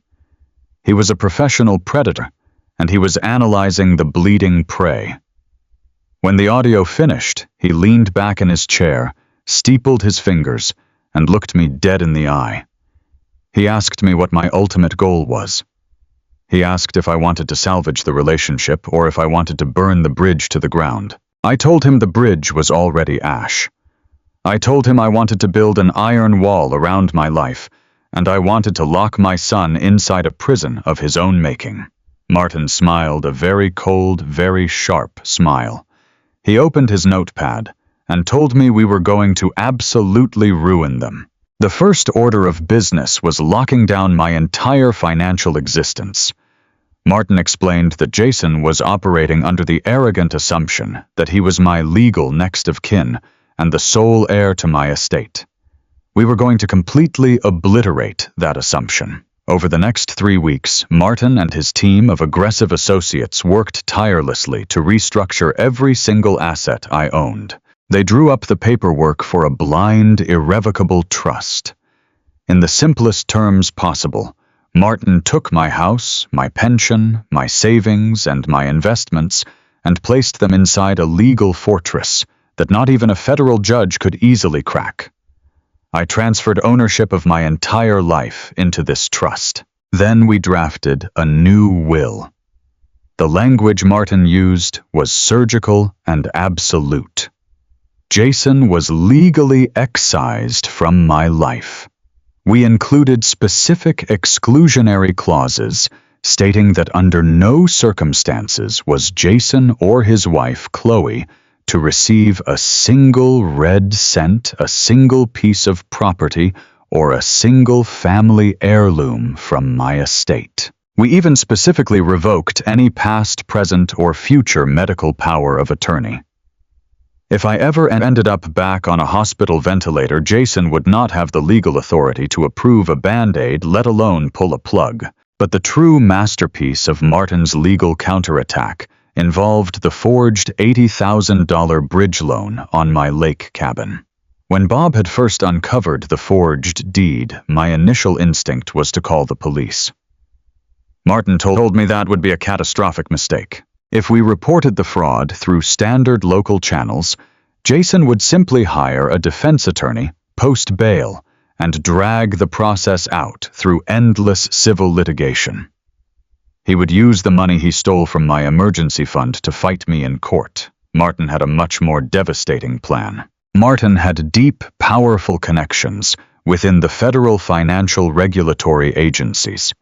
He bypassed the local police entirely and took our forensic evidence directly to a contact who handled federal bank fraud investigations. Because the private lending firm had wired the $80,000 across state lines into Chloe's business account, the crime was automatically elevated to a federal wire fraud felony. Martin presented the undeniable proof of the forged signature and the routed funds. But he called in a massive favor. He requested that the federal investigators open the file, verify the evidence, and then quietly seal the investigation. They agreed to suspend any active arrest warrants or grand jury indictments until I gave the absolute green light. We essentially placed a loaded federal shotgun directly against Jason's head and put the trigger right in the palm of my hand. Jason and Chloe were walking around the city spending stolen money dining at expensive restaurants and laughing at my expense, completely oblivious to the fact that they were already legally dead. The sheer satisfaction of watching Martin meticulously tighten the bolts on this legal trap was better than any pain medication the hospital had ever given me. My assets were completely untouchable, and my enemies were marked for total destruction. With the iron wall firmly in place around my money and the federal fraud charges quietly waiting in the shadows, I needed to execute the final phase of my plan. I needed to ensure Jason and Chloe remained perfectly comfortable in their own arrogant delusions. If they sensed even a fraction of a hint that I knew about their betrayal, they might panic. They might try to liquidate Chloe's business accounts or flee the state. I needed them to stay exactly where they were digging their financial hole, deeper and deeper. To do that, I had to become the ultimate decoy. I had to play the exact role they desperately wanted me to play. I had to become the weak, confused, and rapidly declining old man. Psychological warfare is a strange and exhausting thing. It goes against every natural instinct of a proud, hard-working man. I had spent 40 years commanding respect on heavy machinery job sites, shouting over the roar of diesel engines, and demanding excellence from my crews. Now I had to actively pretend my mind was turning to mush. I started small. I would wait until a Tuesday afternoon when I knew Jason was busy at his corporate office, and I would send him a text message. I would intentionally misspell words and type disjointed sentences. I would ask him what day he was coming over to help me fix the lawnmower, even though it was the dead of winter, and there was snow on the ground. I would text him asking if he had seen his mother recently, deliberately pretending to forget that Sarah had been dead for 5 years. Typing those messages broke my heart all over again, but I forced myself to hit send. I would sit at my kitchen table staring at the phone, waiting for his response. Usually it took him hours to reply. When he finally did, his words were dripping with patronizing, exhausted annoyance. He would reply telling me I was confused. He would tell me to take my pills and go take a nap. He never offered to come over and check on me. He never called to hear my voice and verify my mental state. He simply brushed me off like a nuisance. Sometimes I would call him directly. I would let the phone ring until he finally picked up, sounding breathless and irritated. I would make my voice shake. I would breathe heavily into the receiver and ask him if he had paid the property taxes on the house. I would tell him I could not find my checkbook, and I was worried the city was going to take the property. I knew exactly where my checkbook was. It was sitting inside my ruined oak desk, right where he had tossed it after prying the drawer open. But I played the terrified victim perfectly. Jason would sigh loudly into the phone, telling me not to worry about the house. He would assure me in a smooth, condescending tone that he was taking care of all the financial burdens. He told me to just focus on resting my fragile heart.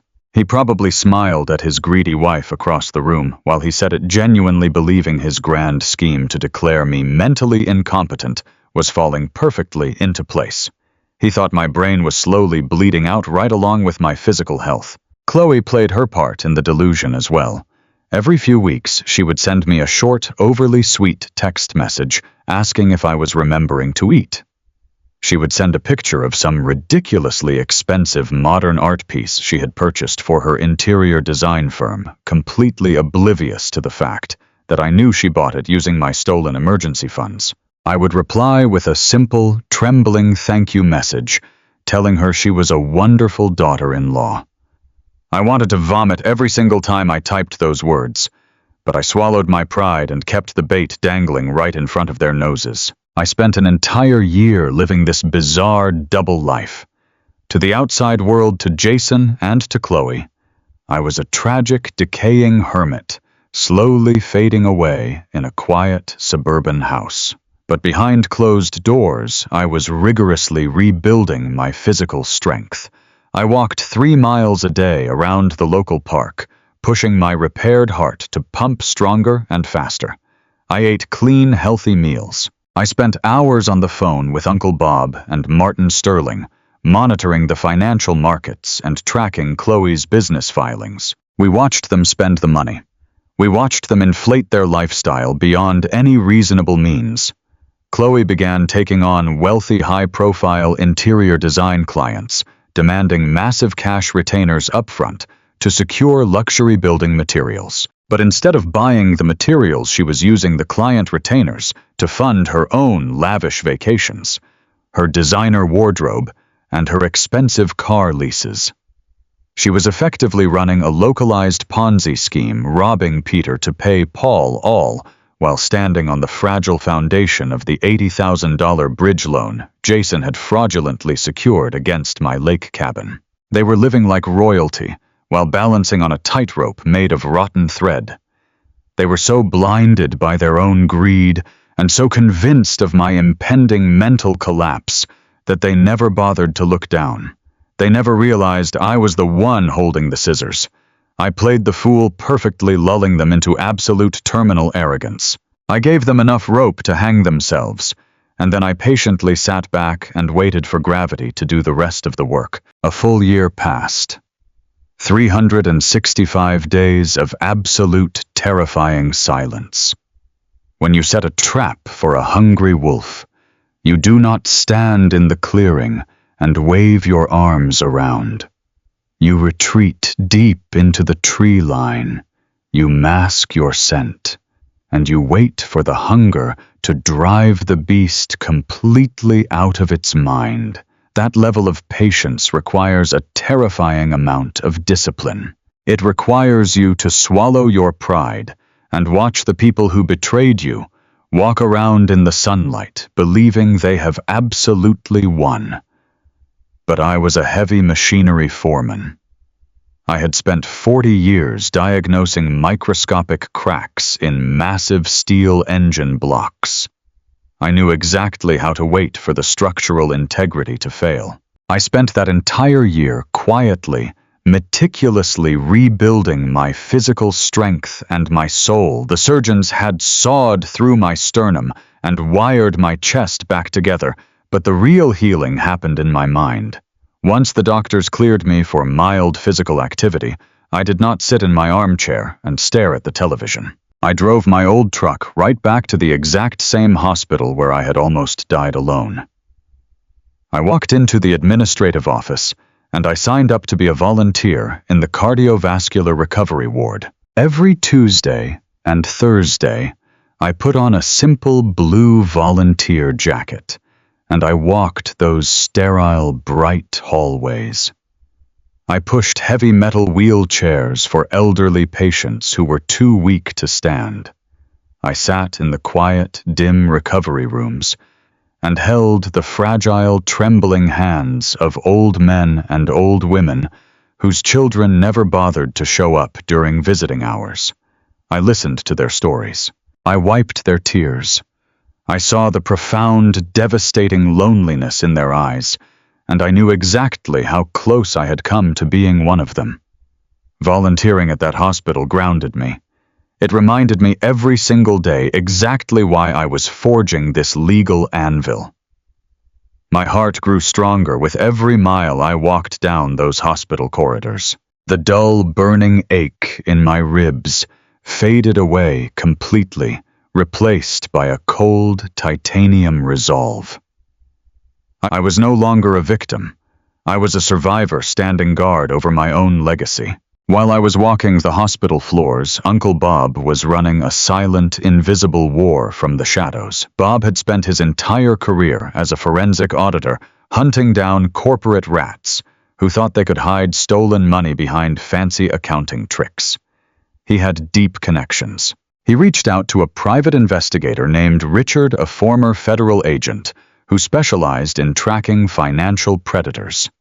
Every Sunday morning, Bob would drive over to my house. He never brought donuts or pastries. He brought thick, heavy manila folders filled to the brim with surveillance photographs, banking metadata, and corporate filing records. We would sit at my kitchen table drinking dark, bitter coffee, and we would watch my son and his greedy wife slowly build their own execution chamber. The photographs told a sickening story of absolute arrogance. Chloe had used the $45,000 she stole from my emergency medical fund to launch her own high-end interior design firm. She rented a massive, gorgeous commercial corner office in the wealthiest retail district of the city. The surveillance photos showed enormous floor-to-ceiling glass windows, expensive velvet waiting sofas, and lavish catered grand opening parties. She wanted to be a high society darling rubbing elbows with the local elite. She wore designer dresses that cost more than a reliable used car.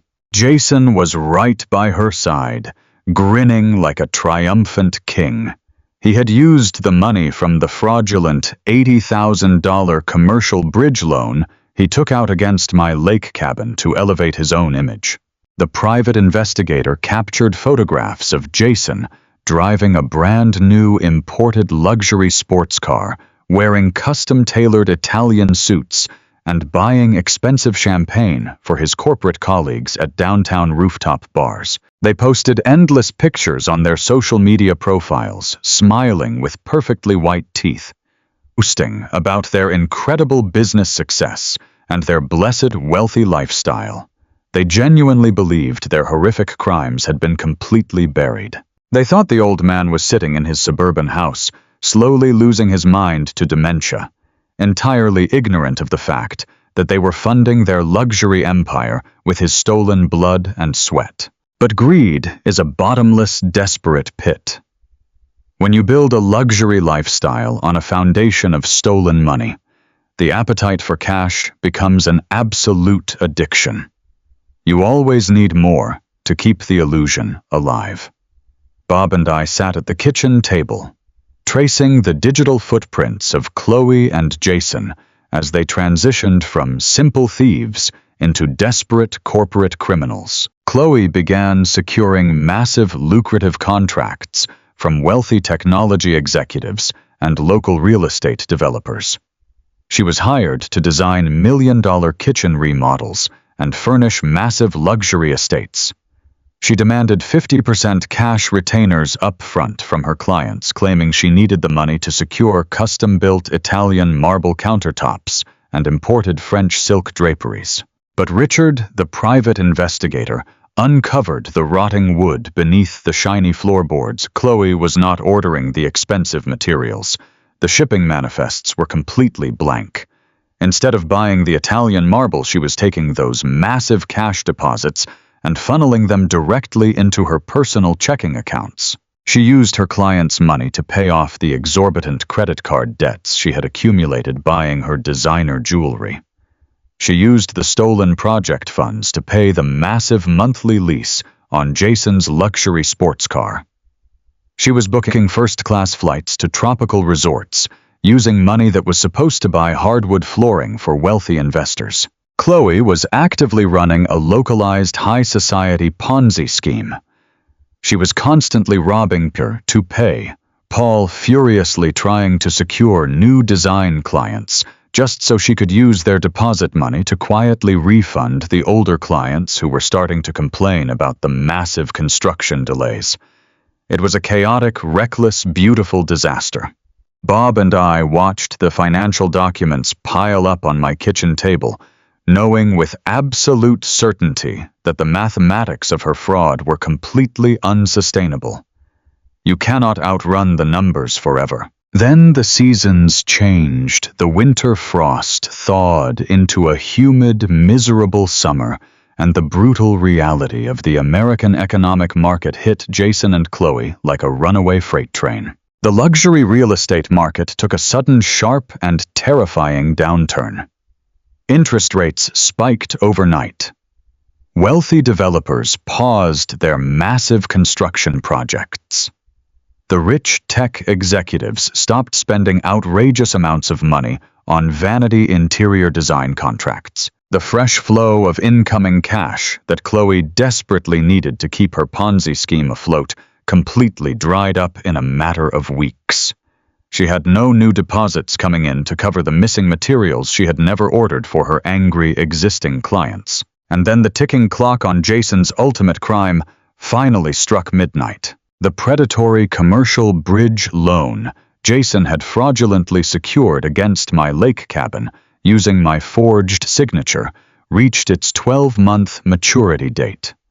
Those private lending firms do not operate like friendly local neighborhood banks.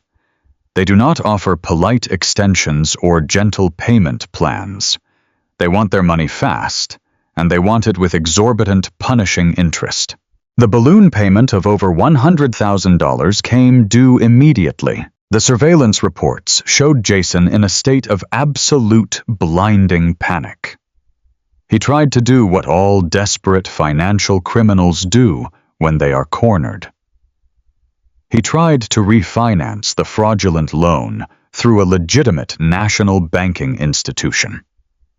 He wanted to take out a new, larger mortgage to pay off the aggressive private lenders and buy himself a few more years of breathing room. But Jason had absolutely no idea that my attorney Martin Sterling had already fortified the battlefield. Months ago, Martin had quietly alerted federal bank fraud investigators about the forged deed and placed a strict legal freeze on the title of my lake cabin. When Jason walked into those legitimate banks and tried to leverage the property, the automated underwriting systems immediately flagged the asset as toxic.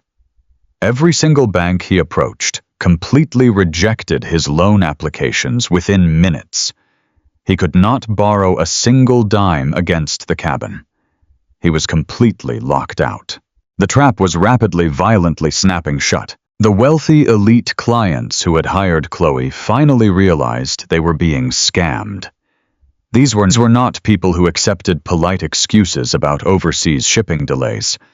These were powerful, connected individuals who did not tolerate being robbed by a flashy amateur interior designer. Bob intercepted emails and legal notices showing that 3 separate clients had hired their own aggressive corporate attorneys and forensic accountants. They demanded full, immediate refunds of their massive cash retainers.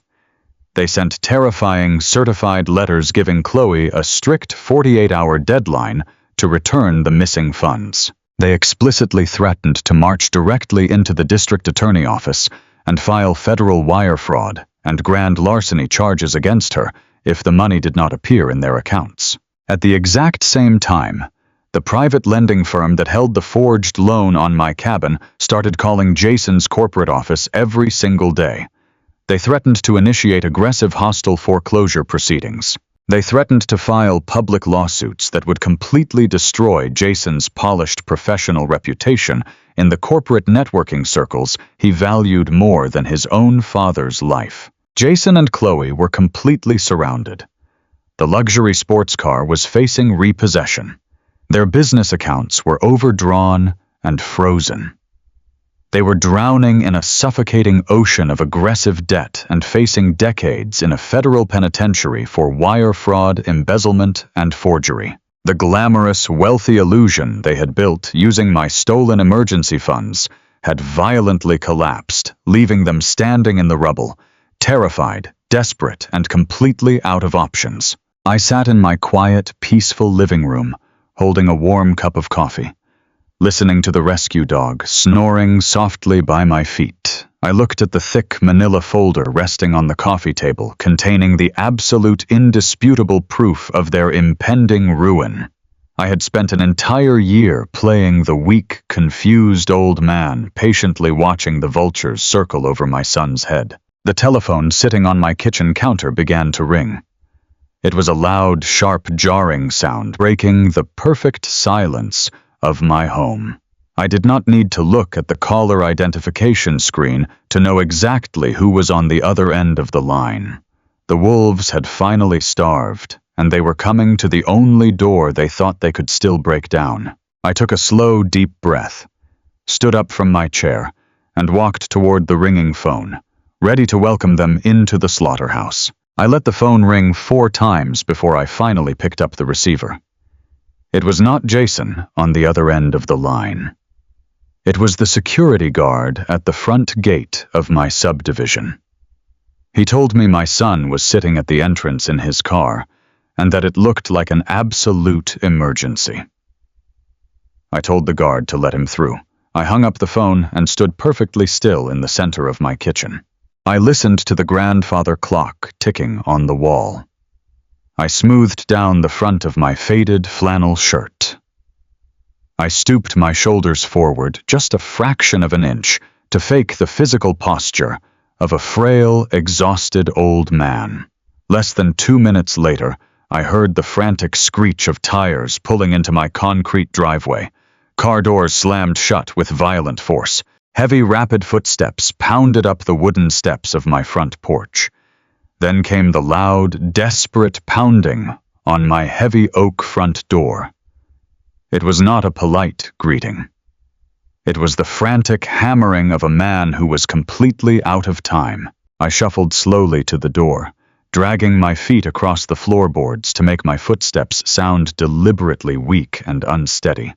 I gripped the brass handle and pulled the door open. Jason and Chloe stood on my front porch. The sight of them almost made me break my careful character. Just a few short months ago, they had been parading around the city in tailored suits and designer dresses, drinking expensive champagne and toasting to my impending death. Now they looked like absolute ghosts. Jason was wearing a wrinkled dress shirt that was untucked and heavily stained with sweat under the arms. His hair was completely disheveled. His eyes were bloodshot wide and darting around with pure animal panic. He had dark, heavy bags under his eyes, making him look 10 years older than he actually was. Chloe looked even worse. Her expensive salon blowout was a tangled mess. She was not wearing her usual heavy makeup, and her skin was a pale, sickly gray. She was physically trembling, clutching her expensive designer handbag against her chest like a life preserver in a storm. Jason did not even wait for me to invite him inside. He pushed past me into the hallway, bringing the cold, bitter air of the evening in with him. Chloe scurried in right behind him, shutting the door quickly, as if she expected federal authorities to be marching up the driveway behind them. Jason turned to face me. He looked at my stooped shoulders and my tired eyes. And then my son, I had worked 60-hour weeks in the freezing mud to provide for, completely collapsed. He fell hard onto his knees right there on the entryway rug. He grabbed my hands, his palms sweating and freezing cold. He buried his face in my hands and began to sob. These were not the fake, polite tears of a grieving son at a hospital. These were the real, ugly, terrifying tears of a man who was staring directly into the abyss of his own total destruction. "Dad, you have to help me," Jason choked out, his voice cracking with raw desperation. "I made a terrible mistake. I made a massive business investment and everything went completely wrong. I looked down at the top of his head. I felt a sudden sickening wave of disgust wash over me. He was lying. Even now, kneeling on my floor begging for salvation, he could not tell the truth. He was not going to confess to draining my emergency medical funds. He was not going to admit he forged my signature on a commercial bridge loan against my beautiful lake cabin. I was going to spin a fictitious tale of corporate misfortune to manipulate his sick father. I put a trembling hand on his shoulder, playing my part flawlessly. I made my voice shake and crack with old age and confusion. I asked him what he was talking about. I asked him what kind of business investment could make him cry like this. Jason looked up at me, his face completely wet with tears. He told me he had taken a massive risk on a commercial real estate development project to secure his financial future. He said the market had suddenly crashed and the project went completely bankrupt. He lied right to my face, telling me that ruthless, aggressive private creditors were coming after him. He said they were threatening to seize his luxury condo. He said they were threatening to take Chloe's interior design business away. He painted a masterful picture of a hard-working young couple who simply got caught in a bad economic storm. Chloe chimed in, her voice high and breathless, playing the role of the terrified, supportive wife. She stepped forward and placed her hand on my arm. She told me they were going to lose absolutely everything. She said they would be homeless by the end of the week if they did not pay the aggressive creditors immediately. I looked at Chloe. I looked specifically at her bare neck. I remembered the high-definition security footage of her standing in my study, laughing and fastening my late wife Sarah's stolen diamond necklace around her throat. I looked at her bare neck now, and I knew she had probably tried to pawn those beautiful diamonds the exact moment her wealthy clients demanded their embezzled retainers back. I kept my hands trembling. I forced a look of absolute, bewildered panic onto my face. I asked them how much money they needed. I asked them how bad the debt really was. Jason swallowed hard. He looked at Chloe, and then he looked back up at me. He told me they needed exactly $120,000. The absolute precision of that number echoed in the silent hallway. I knew exactly why he needed that specific amount. He needed $80,000 to pay off the fraudulent commercial bridge loan on my lake cabin before the private lenders initiated a hostile foreclosure and uncovered his massive forgery. I needed the remaining $40,000 to completely refund Chloe's wealthy interior design clients before they marched into the district attorney office to file federal wire fraud and grand larceny charges. $120,000 was the exact price of their freedom. I shook my head slowly, letting my jaw drop open in a mask of total shock. I told Jason I did not have that kind of cash lying around. I reminded him that I was just a retired diesel mechanic living on a fixed pension. I told him my medical bills from the widowmaker heart attack and the quadruple bypass surgery had drained all my liquid savings. I reminded him that I had set up an emergency joint checking account years ago, but I claimed my memory was failing, and I could not remember what happened to the money inside it. I watched his eyes carefully when I mentioned the joint account. I saw a brief flash of pure, terrified guilt cross his face before he buried it behind his desperate tears. I knew exactly what happened to that money, because he had stolen every single penny of it while I was in a medically induced coma. Jason squeezed my hands tighter. He told me he knew I did not have the cash on hand. He said he had a plan. He said he had already spoken to a lending officer. He told me I owned my primary house completely free and clear of any mortgages. He said the equity in my suburban home was my greatest asset. "Dad," he whispered, his voice dripping with manipulative poison. "You can take out a reverse mortgage on this house. The bank will approve you for over $200,000 based on the property value alone. You can give us the $120,000 to pay off the aggressive creditors, and you can keep the rest for your medical care. We will pay you back every single month, I swear to God. We just need your signature to save us from absolute ruin." I stood perfectly still, letting the sheer magnitude of his monstrous proposal wash over me. My son was asking me to sign away the home I had rebuilt with my own bare hands. He was asking me to leverage the very roof over my head, the sanctuary where his mother and I had raised him, just to cover up his own federal crimes. He wanted me to plunge myself into massive, inescapable debt at 68 years old, so he could avoid a federal penitentiary. He was perfectly willing to let me lose my home, knowing full well he would never pay me back a single dime. I looked down at the boy I had loved more than my own life. I remembered the countless nights I had come home, covered in industrial grease freezing and exhausted simply so I could put hot food on his plate. I remembered the immense pride I felt when he walked across the stage to receive his college diploma.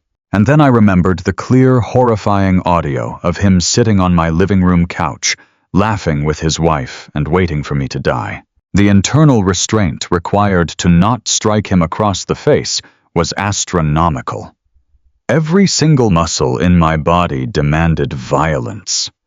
Every instinct of a heavy machinery foreman screamed at me to grab him by the collar of his wrinkled shirt, drag him out of my house, and throw him into the street. But a foreman also knows that you never stop a demolition halfway through. You let the wrecking ball swing until the target is completely reduced to dust. I let my shoulders slump even further. I let my breathing become shallow and erratic. I made myself look like a terrified, confused old man who was completely overwhelmed by his son's tears. I slowly pulled my hands out of his grip. I reached up and rubbed my forehead as if I was struggling to understand the complex financial reality of a reverse mortgage. Jason saw my hesitation. He doubled down on his psychological manipulation. He stood up from the floor and wrapped his arms around me. He pulled me into a desperate, tight hug. He pressed his face against my shoulder and began to cry again. He told me I was his hero. He told me I had always protected him and that he needed me now more than he had ever needed me in his entire life. I invoked his mother. He actually dared to invoke Sarah's name. He whispered that Mom would have wanted us to stick together and support each other during a crisis. Hearing him use Sarah's memory as a weapon to steal my house sent a blinding surge of absolute rage through my repaired chest. I had to bite the inside of my cheek so hard I tasted metallic blood. I closed my eyes and focused completely on the trap I had built with Martin Sterling. The blind, irrevocable trust was fully secured. My assets were completely untouchable. The federal fraud investigators were quietly waiting in the shadows. The trap was perfectly set. Said all I had to do was open the door and let him walk inside. I slowly returned his hug.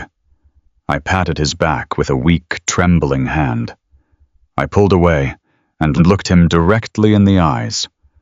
I forced a soft, pathetic smile onto my face. I let a single tear roll down my weathered cheek. I told him not to cry anymore. I told him he was my only son and that I would never let him lose his home or his business. I told him I would do absolutely anything to protect him. I put my trembling hand firmly on his shoulder.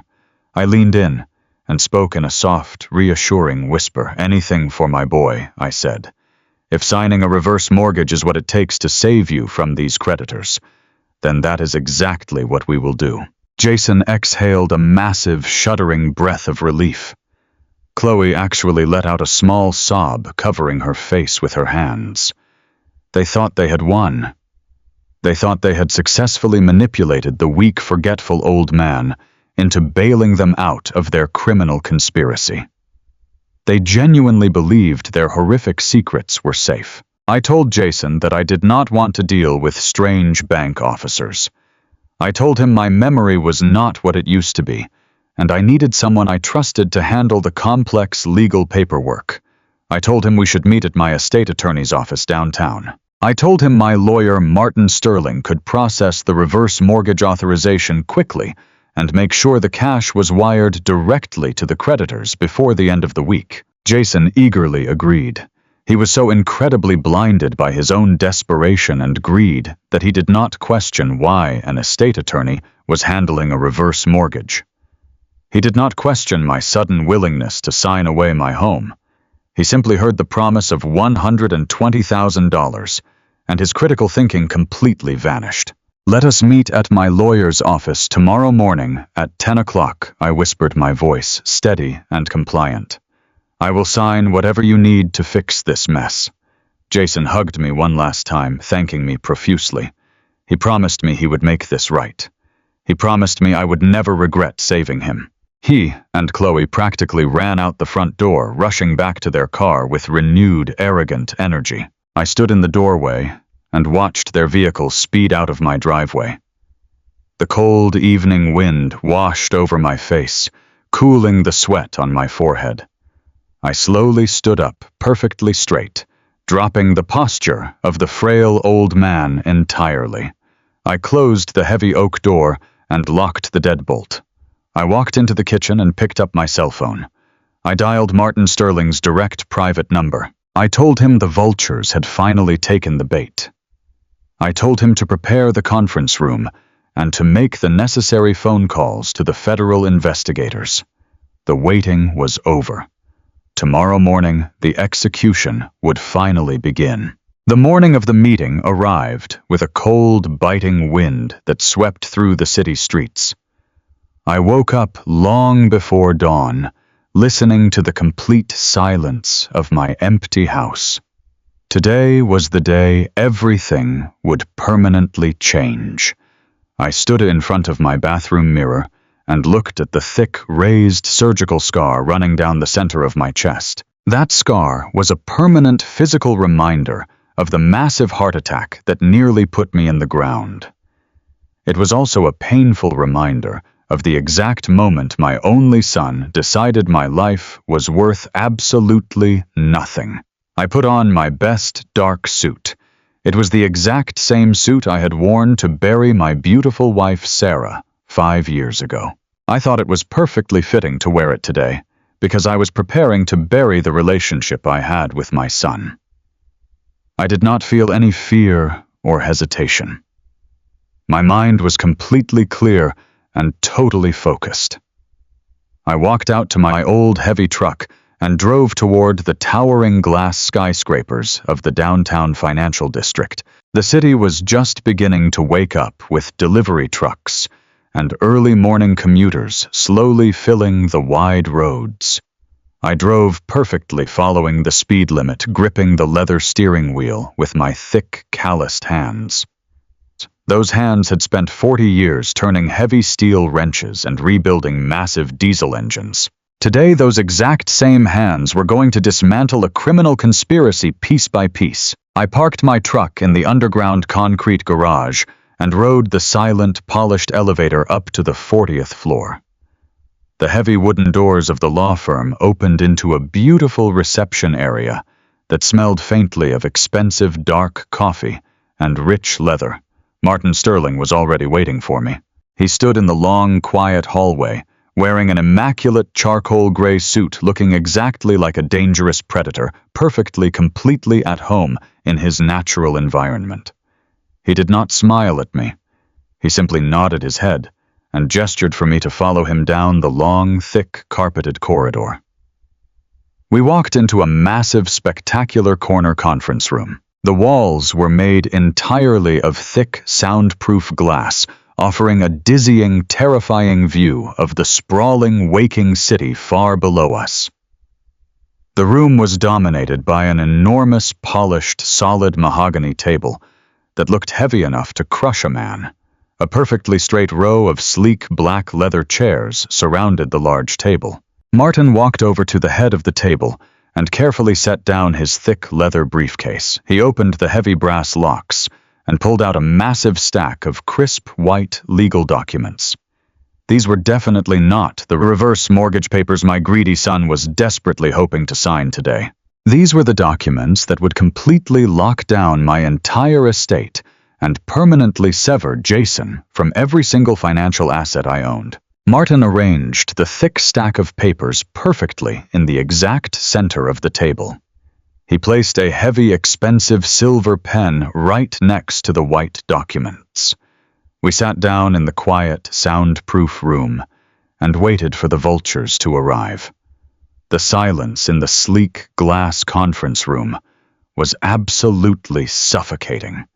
I stared out the massive windows, watching the tiny cars moving on the streets below. I thought about the sheer staggering amount of patience it took to reach this exact moment. I had spent an entire year playing the role of a weak, confused old man. I had swallowed my pride and endured the endless patronizing insults from the boy I had raised. I had watched my son and his wicked wife build a fraudulent luxury empire, using the emergency medical funds they stole from me while I was bleeding out on a hospital operating table. I had let them walk deeper and deeper into their own greed until they were completely drowning in federal bank fraud and corporate embezzlement charges. Now the trap was finally set, and the bait was resting on the mahogany table. Exactly 10 minutes later, the heavy glass doors of the conference room swung violently open. Jason and Chloe practically stumbled into the room. They looked absolutely terrible, but they were visibly vibrating with a frantic, greedy energy. The sheer, overwhelming relief radiating from their exhausted bodies was almost physically sickening to watch. Jason was wearing a wrinkled suit jacket, and his eyes were completely bloodshot from endless consecutive nights of pure animal terror.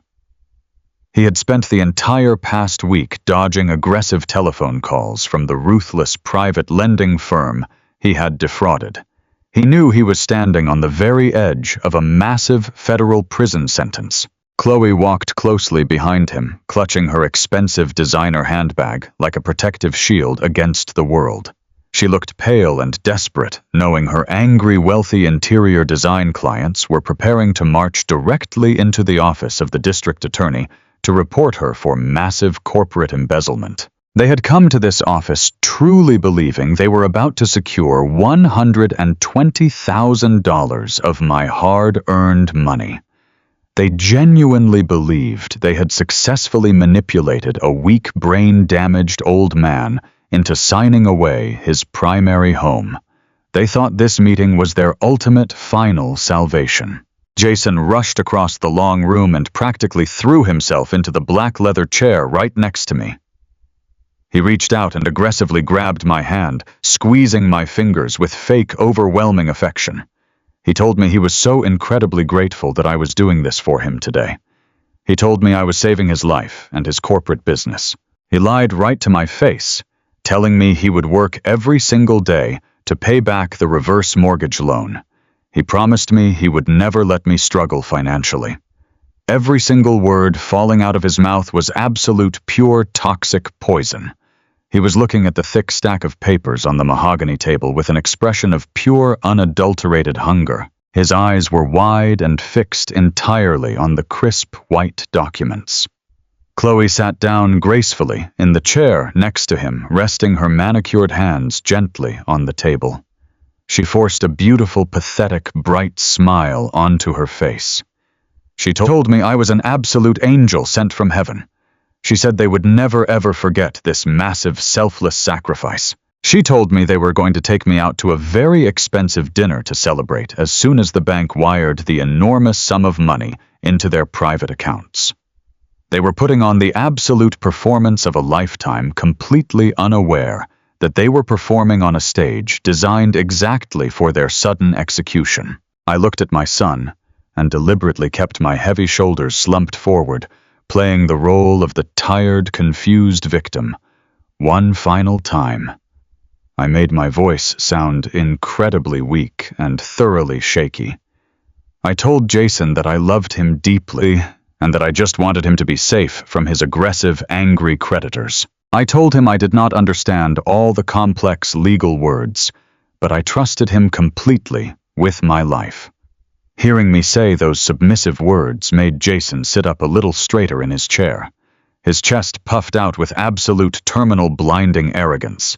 He looked across the large table at Martin Sterling, with a smug, entitled expression plastered on his face. Jason assumed Martin was just another boring corporate lawyer, ready to process the paperwork and blindly collect his expensive billable hours. Jason rudely demanded we get started immediately. He said he had highly important business meetings to attend this afternoon, and he needed the wire transfer initiated before the strict banking deadline. I was actively trying to assert his complete dominance in the room, completely blind to the agonizing fact that he had absolutely zero actual power. I was a blind, desperate rat demanding cheese from the heavy steel trap that was about to violently snap his spine in half. Martin Sterling did not react at all to the arrogant, disrespectful demands of my son. He sat perfectly still in his heavy leather chair, observing Jason with the cold, detached interest of a biologist, watching a microscopic, deadly parasite. Martin slowly unbuttoned his expensive suit jacket and leaned forward, resting his elbows carefully on the polished mahogany wood. He looked directly at Jason and told him that the paperwork was indeed completely ready for signatures. Martin kept his deep voice incredibly smooth and perfectly professional. He explained that the specific documents on the table represented the absolute final resolution of my entire financial estate. He said the papers would execute a complete and total transfer of assets, effectively solving all of the current immediate financial problems. Jason smiled broadly, hearing those carefully chosen words. He did not understand the true, chilling, terrifying meaning behind the careful, precise legal phrasing. Jason only heard exactly what his greedy, desperate mind desperately wanted to hear. He heard the glorious promise of a massive influx of untraceable cash. He heard the sound of $80,000 paying off his fraudulent commercial bridge loan and $40,000 refunding the angry, wealthy clients his wicked wife had robbed. He leaned his body forward hungrily, staring at the expensive silver pen resting silently on the table. The silence in the sleek glass conference room was absolutely heavy and suffocating. I watched the greedy, raw anticipation physically manifest itself in the body of my son. His hands were actually visibly shaking as he stared directly at the thick stack of white legal documents. He probably imagined himself walking proudly out of this tall skyscraper, heading straight to his local bank, and watching his massive crushing debt vanish entirely from his computer screen. He truly thought his long, meticulous master plan to steal my entire wealth and legally declare me permanently incompetent had somehow miraculously succeeded, despite his recent catastrophic business failures. I thought the universe was finally rewarding his brilliant, cruel manipulation. Chloe was practically bouncing up and down in her chair, her eyes fixed entirely on the exact same stack of papers. She probably envisioned herself returning triumphantly to her luxury corner office, ordering expensive iced champagne, and completely ignoring the terrible fact that she had built her entire business on the stolen emergency funds meant to pay for my heart surgery. They were both completely happily consumed by the false illusion of total victory. They were swimming joyfully in an ocean of pure, unadulterated relief, believing the dark storm clouds of federal wire fraud and grand larceny had magically suddenly parted. Martin Sterling smoothly, silently slid the thick stack of documents across the wide, polished table, pushing them directly in front of my son. Martin picked up the heavy silver pen and held it out gently toward Jason. He told Jason that the primary signatures were required on the very last page to permanently initiate the final transfer of the estate assets. Jason did not even bother to read the first cover page of the documents. He did not bother to scan the complex, detailed legal paragraphs outlining the blind, irrevocable trust. He was so completely blinded by his own massive, endless desperation and bottomless greed that his critical thinking skills had entirely evaporated into thin air. I eagerly reached his hand out to take the shiny silver pen from the quiet lawyer. His fingers were trembling rapidly with pure, wild adrenaline. He leaned his upper body far forward over the mahogany table, desperate to quickly sign away my home, my basic dignity, and my entire 40 years of hard-earned savings. I was merely inches away from committing his final irreversible act of profound treason against his own father. I did not let his trembling fingers touch the silver pen. I reached my arm quickly across the heavy mahogany table and grabbed my son tightly by the wrist. My grip was not weak or hesitant. It was not trembling with old age or sickness. It was the absolute, bone-crushing grip of a senior diesel mechanic who had spent 4 difficult decades wrestling massive frozen solid steel pipes into absolute submission.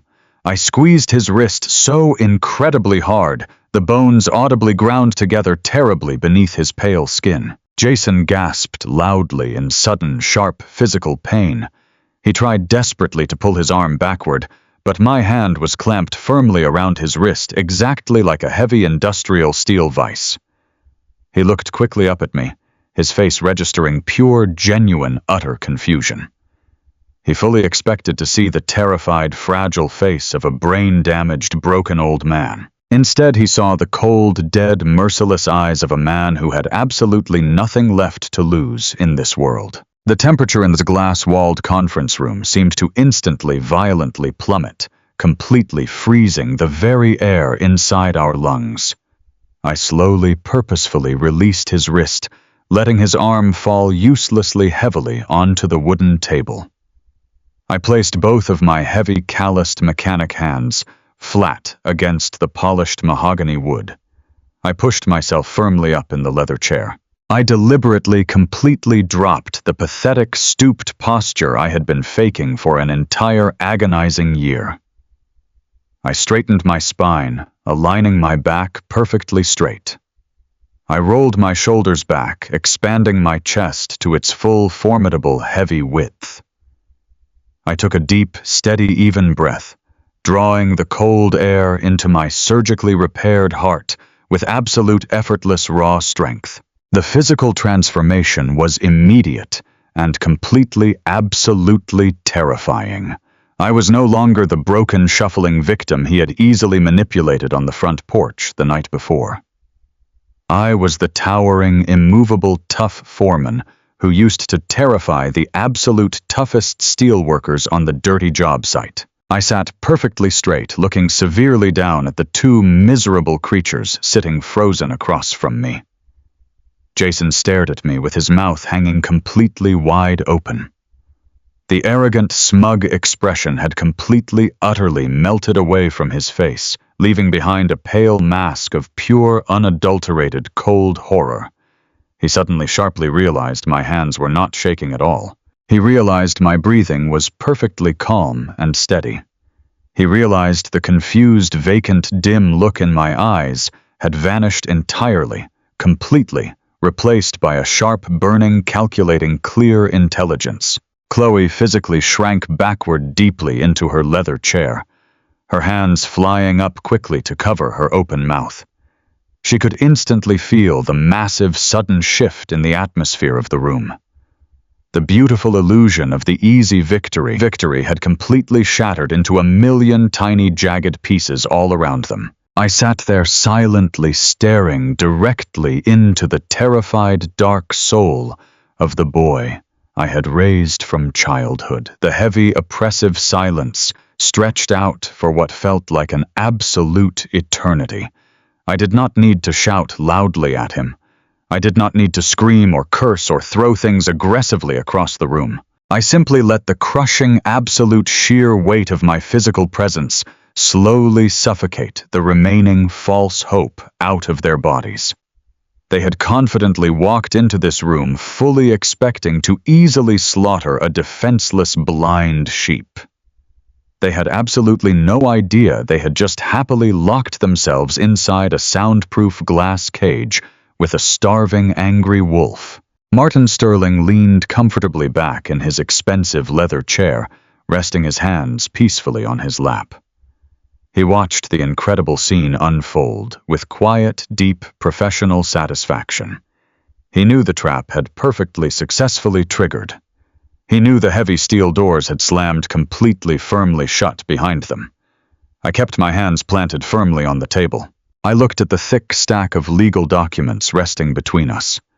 Those papers were not the salvation my son desperately craved. They were the absolute total destruction of his entire world.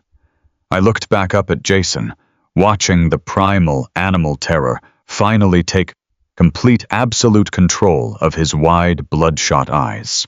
The heavy iron anvil was suspended high in the air, perfectly aligned over their heads, and I was finally ready to let go of the heavy, thick iron chain. I kept my eyes locked directly onto Jason. I did not blink.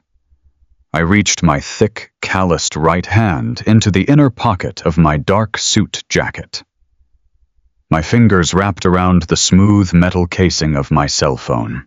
The room was so perfectly quiet that the subtle sound of the fabric shifting seemed to echo off the thick, soundproof glass walls.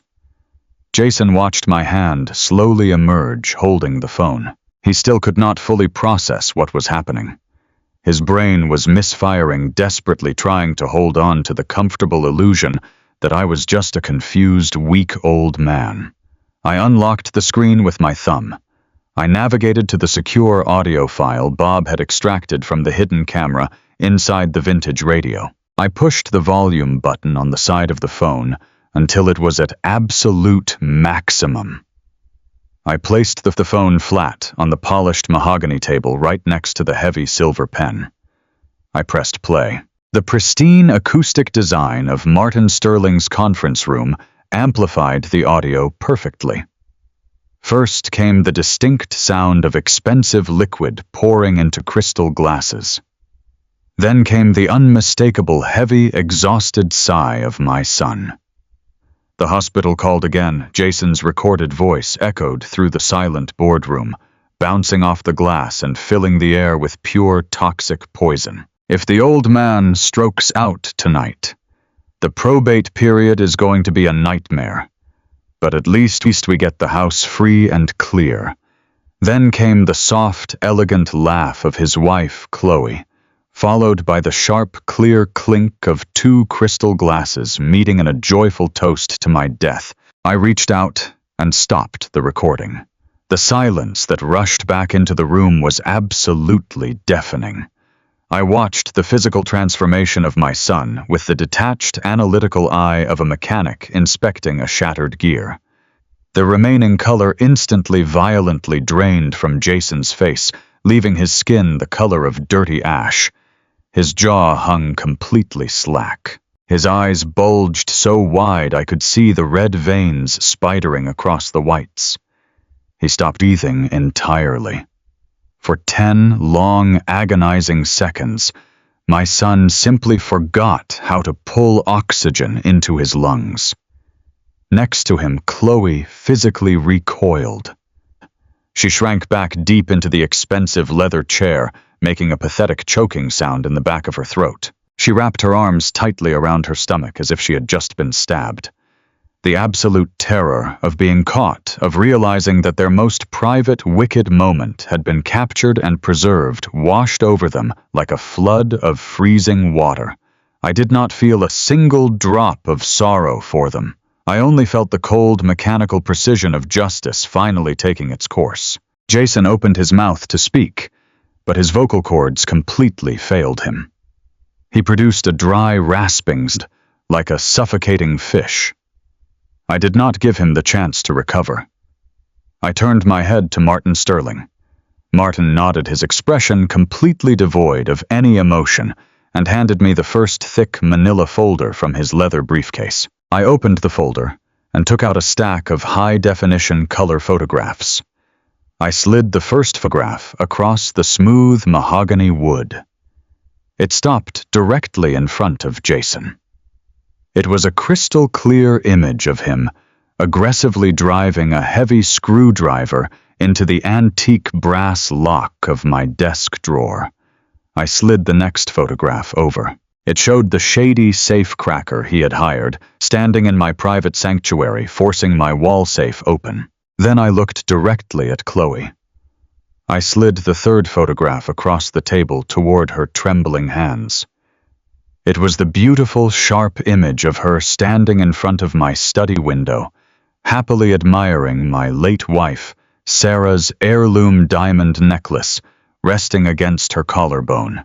I told Chloe that the necklace was the very last thing my wife had ever asked me to protect. I kept my voice incredibly low and perfectly steady. I told her she had defiled a sacred, beautiful memory, simply to feed her own bottomless vanity. Chloe squeezed her eyes shut and began to weep silently, tears ruining her carefully applied makeup. I turned my attention back to my son. I took the second folder from Martin. I pulled out the dense official forensic report regarding the property deed to my lake cabin. I placed it gently on top of the photographs. I told Jason that I had spent 40 years working with my hands. I told him I knew the exact weight and pressure of my own signature. I told him that forging my name to secure an $80,000 commercial bridge loan from a predatory lending firm was a massive federal bank fraud felony. I watched Jason's eyes dart frantically toward the heavy glass doors of the conference room, as if he was calculating his chances of standing up and simply running away.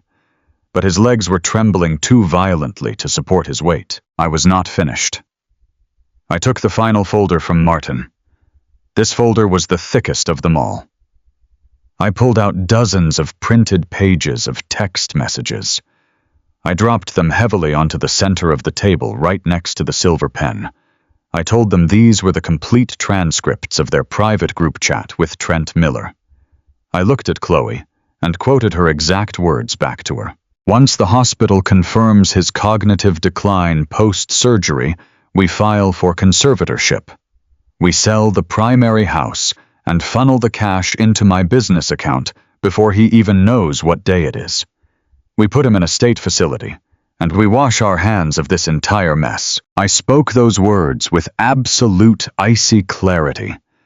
I told them that greed was one thing, but planning to strip a man of his basic human dignity and lock him away in a state facility was a level of evil I could not even begin to comprehend. I told Jason he was a coward who wanted to bury me alive just so he could drive a luxury sports car and pretend to be an important corporate executive. The avalanche of evidence sat there on the polished wood, a towering, undeniable monument to their absolute, total ruin. Every single lie, every stolen dollar, and every malicious text message was exposed under the bright fluorescent lights of the boardroom. Jason was completely unspooling. His arrogant facade had entirely melted away, leaving behind a pathetic, terrified child. He started shaking his head back and forth, frantically muttering that it was a mistake, that he was just stressed and desperate. In a moment of pure, blinding panic, his brain reverted back to his original goal. He looked at the thick stack of legal documents Martin had originally placed in the center of the table. He actually thought those papers were still the reverse mortgage authorization. He genuinely believed that if he could just sign those papers and get the cash, he could somehow fix the $80,000 fraudulent loan and make all his terrifying problems magically disappear. He lunged forward, reaching a shaking, sweating hand toward the heavy silver pen. Martin Sterling's deep, commanding voice cut through the air like a whip. Martin told Jason not to touch the pen. Martin leaned forward, resting his forearms firmly on the table. He told Jason that the documents on the table were not a reverse mortgage. He told him there would be no wire transfers today. The tone of Martin's voice was freezing cold, completely devoid of the polite accommodation he had shown just 10 minutes prior. Martin explained exactly what the paperwork really was. He told Jason that the documents were a formal legal notification of a massive civil lawsuit for elder financial abuse, grand larceny, and intentional infliction of emotional distress. Martin explained that he had already executed a sweeping injunction, effectively freezing every single bank account associated with Jason and Chloe. I told Chloe her interior design business accounts were entirely locked down. They could not access a single penny. They could not pay for their expensive condo, their luxury cars, or their daily groceries. They were completely financially paralyzed. Jason opened his mouth to argue, to beg, or to threaten. But Martin was not finished. Martin stood up slowly from his leather chair. He adjusted his expensive suit jacket and walked around the long mahogany table. He walked directly toward the heavy wooden double doors of the conference room. He grabbed the brass handles and pulled the doors wide open, revealing the plush leather seating area of the reception lobby outside. The sight waiting in the lobby hit Jason and Chloe with the force of a speeding train. Sitting patiently in the comfortable leather chairs were 3 individuals. 2 of them were men wearing sharp, plain suits, with official federal badges clipped securely to their leather belts. They were holding thick manila folders bearing the seal of federal financial investigators. They were the exact men assigned to investigate the $80,000 forged commercial bank loan. Sitting right next to the federal agents was a severe-looking woman in a tailored navy suit holding a sleek leather briefcase. She was the aggressive corporate litigator representing Chloe's wealthy defrauded interior design clients. She was there to serve Chloe with formal charges of corporate embezzlement and wire fraud. Martin stood by the open doors and looked back at my son. He explained that he had pulled a few strings to delay the federal investigations just long enough to get Jason and Chloe into this exact room at this exact time. He told them their jailers were waiting for them and there was absolutely no back door out of the building. The walls had completely closed in. There was no more running, no more lying, and no more hiding behind my stolen money. When Jason saw the federal badges in the lobby, his entire body gave out. The last remaining shred of his composure completely shattered. He slipped off the sleek black leather chair and fell heavily onto the carpeted floor. He scrambled forward on his knees, crawling toward my side of the table. He reached out and grabbed the fabric of my dark suit jacket, pulling on it with weak, desperate fingers. I was crying so hard he was choking on his own breath. Tears ran down his face, mixing in a pathetic display of absolute terror. He screamed at me, pleading for salvation. He begged me to tell the federal agents that the loan was just a massive misunderstanding. He begged me to tell the corporate litigator that I would personally pay back Chloe's angry clients. He screamed that we were family. He screamed that I was his father and that flesh and blood was supposed to mean something. I told me I could not let them take him away and lock him in a federal prison. He clutched my jacket, sobbing uncontrollably, begging me to remember all the good times we shared when he was a little boy. Chloe was completely useless. She had collapsed forward onto the mahogany table, burying her face in her arms, hyperventilating and shaking violently. She knew her life as a high society darling was permanently over. She was going to trade her designer dresses for a prison uniform, and she knew there was absolutely nothing she could do to stop it. I looked down at the weeping, crawling man holding onto my suit. I did not feel a single trace of pity. I did not feel any paternal urge to reach down and comfort him. I felt completely hollowed out and absolutely peaceful. The heavy iron anvil had finally fallen, and the target was utterly pulverized. I slowly stood up, pulling my jacket forcefully out of his desperate grip. I stood tall, my repaired heart beating strong and steady in my chest. I looked down into the terrified, bloodshot eyes of the boy I had raised and sacrificed everything for. I kept my voice incredibly calm, steady, and perfectly cold. I told him that he did not have a father anymore. I delivered the fatal truth with absolute icy precision.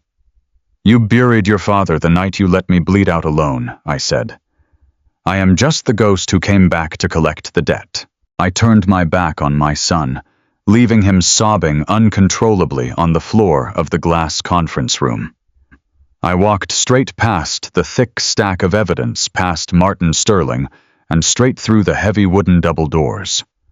I walked past the federal agents, who were already standing up to go inside and do their jobs. I walked out to the elevator, leaving the total absolute wreckage of their lives completely behind me. The elevator doors slid shut, cutting off the pathetic sound of my son sobbing on the floor of the glass conference room. I rode down to the lobby in total silence, watching the digital floor numbers count down like a ticking clock that had finally stopped. When I walked out of the towering glass building and into the freezing city air, I took the deepest breath I had taken in over a year. The massive physical weight on my shoulders was entirely gone. The emotional rot had been completely meticulously excised from my life. Within 48 hours, the federal hammer fell with absolute devastating force. Martin Sterling had orchestrated the entire sequence of events with the precision of a master watchmaker. The two federal investigators I had seen waiting in the lobby did not waste a single second. They walked directly into that boardroom and placed Jason in heavy steel handcuffs, charging him with massive federal bank fraud, identity theft, and felony forgery. At the exact same time, local law enforcement arrived at Chloe's luxury interior design office. The private investigator Bob had hired told me about the scene later. He said Chloe was standing in the middle of her expensive showroom, drinking an iced latte when the police walked in and arrested her for corporate embezzlement and wire fraud right in front of her remaining staff and her wealthy, angry clients. The beautiful, flawless illusion they had built using my stolen blood and sweat shattered violently into 1,000,000 irreparable pieces. The aggressive private lending firm seized the luxury sports car, towing it away on a flatbed truck, while Jason was sitting in a cold holding cell. Their high-rise luxury condominium was completely liquidated by the courts to begin paying back the furious wealthy clients Chloe had systematically robbed. Every single asset they possessed was frozen, seized, and auctioned off to the highest bidder. They had spent an entire year desperately trying to convince a judge to strip me of my human rights and lock me in a state facility. Now they were the ones standing in front of a federal judge begging for their own freedom. But the federal justice system does not care about your designer suits or your crying, desperate apologies. The digital paper trail we provided was absolutely bulletproof. The high-definition videos from my hidden security cameras, the detailed text messages plotting my total destruction, and the undeniable forensic proof of my forged signature on the commercial bridge loan left them with zero room to maneuver. When the immense pressure mounted, they immediately turned on each other. Jason tried to claim the embezzlement was entirely Chloe's idea. Chloe tried to claim Jason forced her to pawn my dead wife's diamonds. They turned into feral rats trapped in a sinking ship. Their expensive defense attorneys took one look at the mountain of concrete evidence and immediately advised them to plead guilty to avoid a maximum sentence. I did not attend their sentencing hearings. I had already said my final goodbye to the boy I raised in that glass boardroom. Martin Sterling attended on my behalf and called me with the final results. The federal judge was completely disgusted by their calculated cruelty. Jason received a harsh sentence of 8 years in a federal penitentiary for bank fraud and elder abuse. Chloe received 6 years for her direct role in the massive embezzlement and wire fraud. They were permanently stripped of their wealth, their freedom, and their arrogant pride. They were sent away to rot in tiny concrete cells, exactly where they belonged. The irony was absolutely profound and perfectly justified.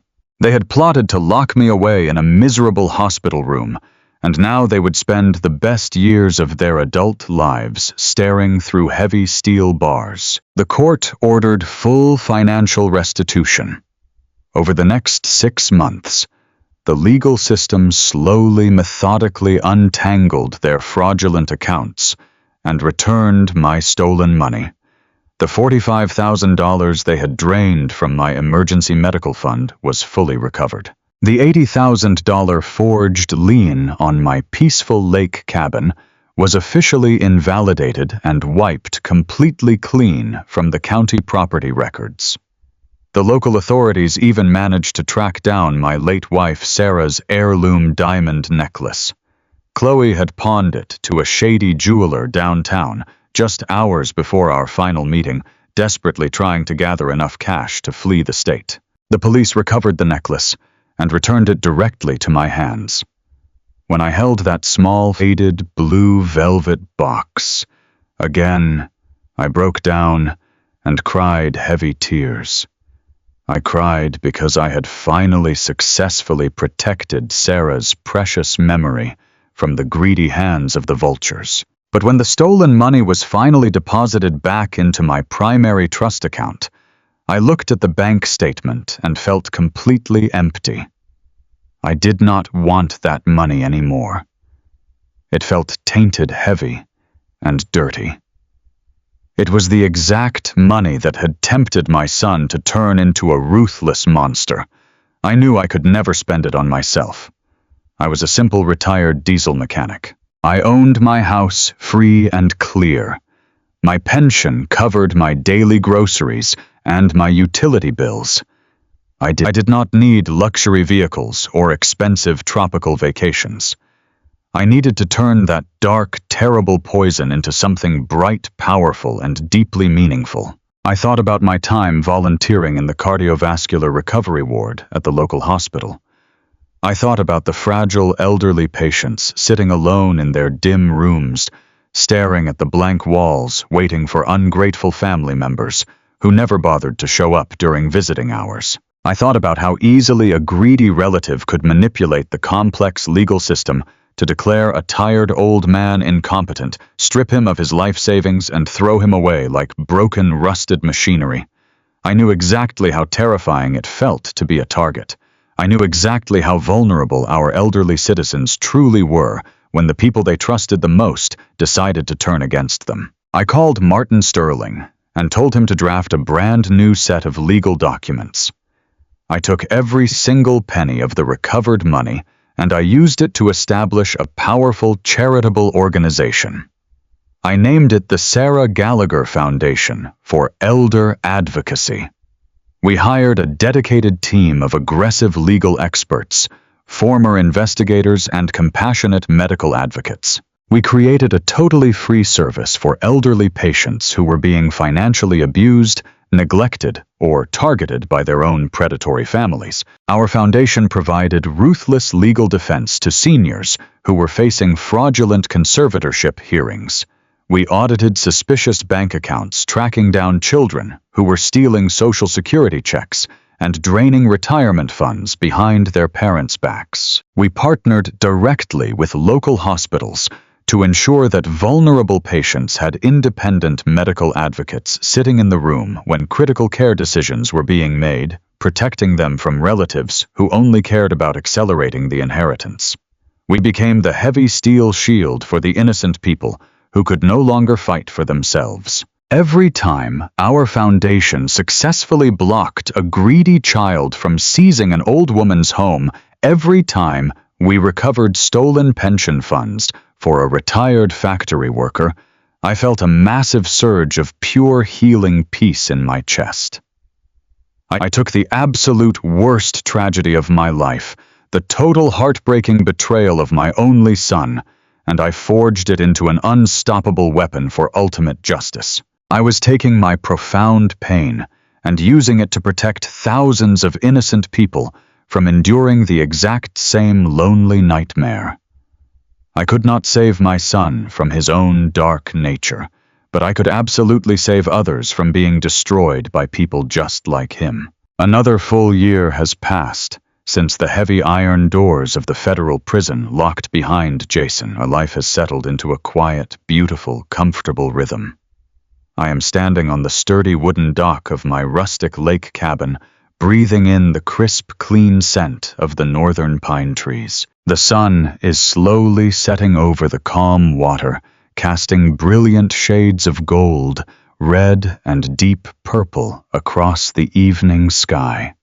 The air is perfectly still, and the only sound is the gentle rhythmic lapping of the cold water against the wooden pilings. I am not standing here alone. After the criminal trials ended, and the foundation was firmly, successfully established, I drove down to the local animal shelter and adopted a new rescue dog. He is a massive, scruffy golden retriever mix with bright, intelligent eyes and an incredibly gentle soul. I named him Buster II in honor of the loyal companion who unwittingly helped me uncover the devastating truth with his hidden security cameras. Buster is sitting right next to me on the wooden dock, happily chewing on an old tennis ball, his tail thumping rhythmically happily against the wooden planks. I reach down and scratch him behind the ears, feeling the warm, solid reality of true, unconditional companionship. I look out across the vast, peaceful lake, and I realize that my heart is completely, entirely whole. The thick, surgical scars on my chest have faded into thin, quiet white lines. The engine runs perfectly now. The heavy, suffocating grief that once threatened to crush me into the dirt has completely evaporated into the cool evening breeze. People in town sometimes look at me with soft pity in their eyes. They whisper quietly behind my back, saying it is a terrible, tragic shame that a hard-working, honest man lost his only child to the federal prison system. They think I am a lonely, broken old man living out my final years in dark sorrow, but they are completely, utterly wrong. I am not broken, and I am absolutely not alone. I lost a son, yes, but I lost a son who never really truly existed. I lost a comfortable illusion. I lost a greedy, entitled stranger who was perfectly willing to let me die alone on a sterile operating table just so he could drink my expensive bourbon and steal my property. Letting go of that heavy illusion was the most painful, agonizing thing I have ever done, but it was also the most profoundly liberating experience of my entire long life. I reclaimed my soul. I protected my late wife's honor. I secured my legacy, and I built a fortress of legal protection for those who cannot protect themselves. I am a heavy machinery foreman who survived the ultimate emotional demolition and built a much stronger, magnificent structure in its place. I sleep perfectly soundly every single night, knowing that the universe has a perfect, unyielding sense of balance. The predators are securely locked in their concrete cages, and the innocent are resting safely in the warm light. Blood doesn't make you family. Loyalty and love do. Never let anyone, even your own flesh, mistake your kindness for weakness. If you believe that karma always collects its debts, hit that like button, subscribe to the channel, and let me know in the comments. Which city are you watching from, and what time is it there right now? Stay strong, and never stop fighting for what's right.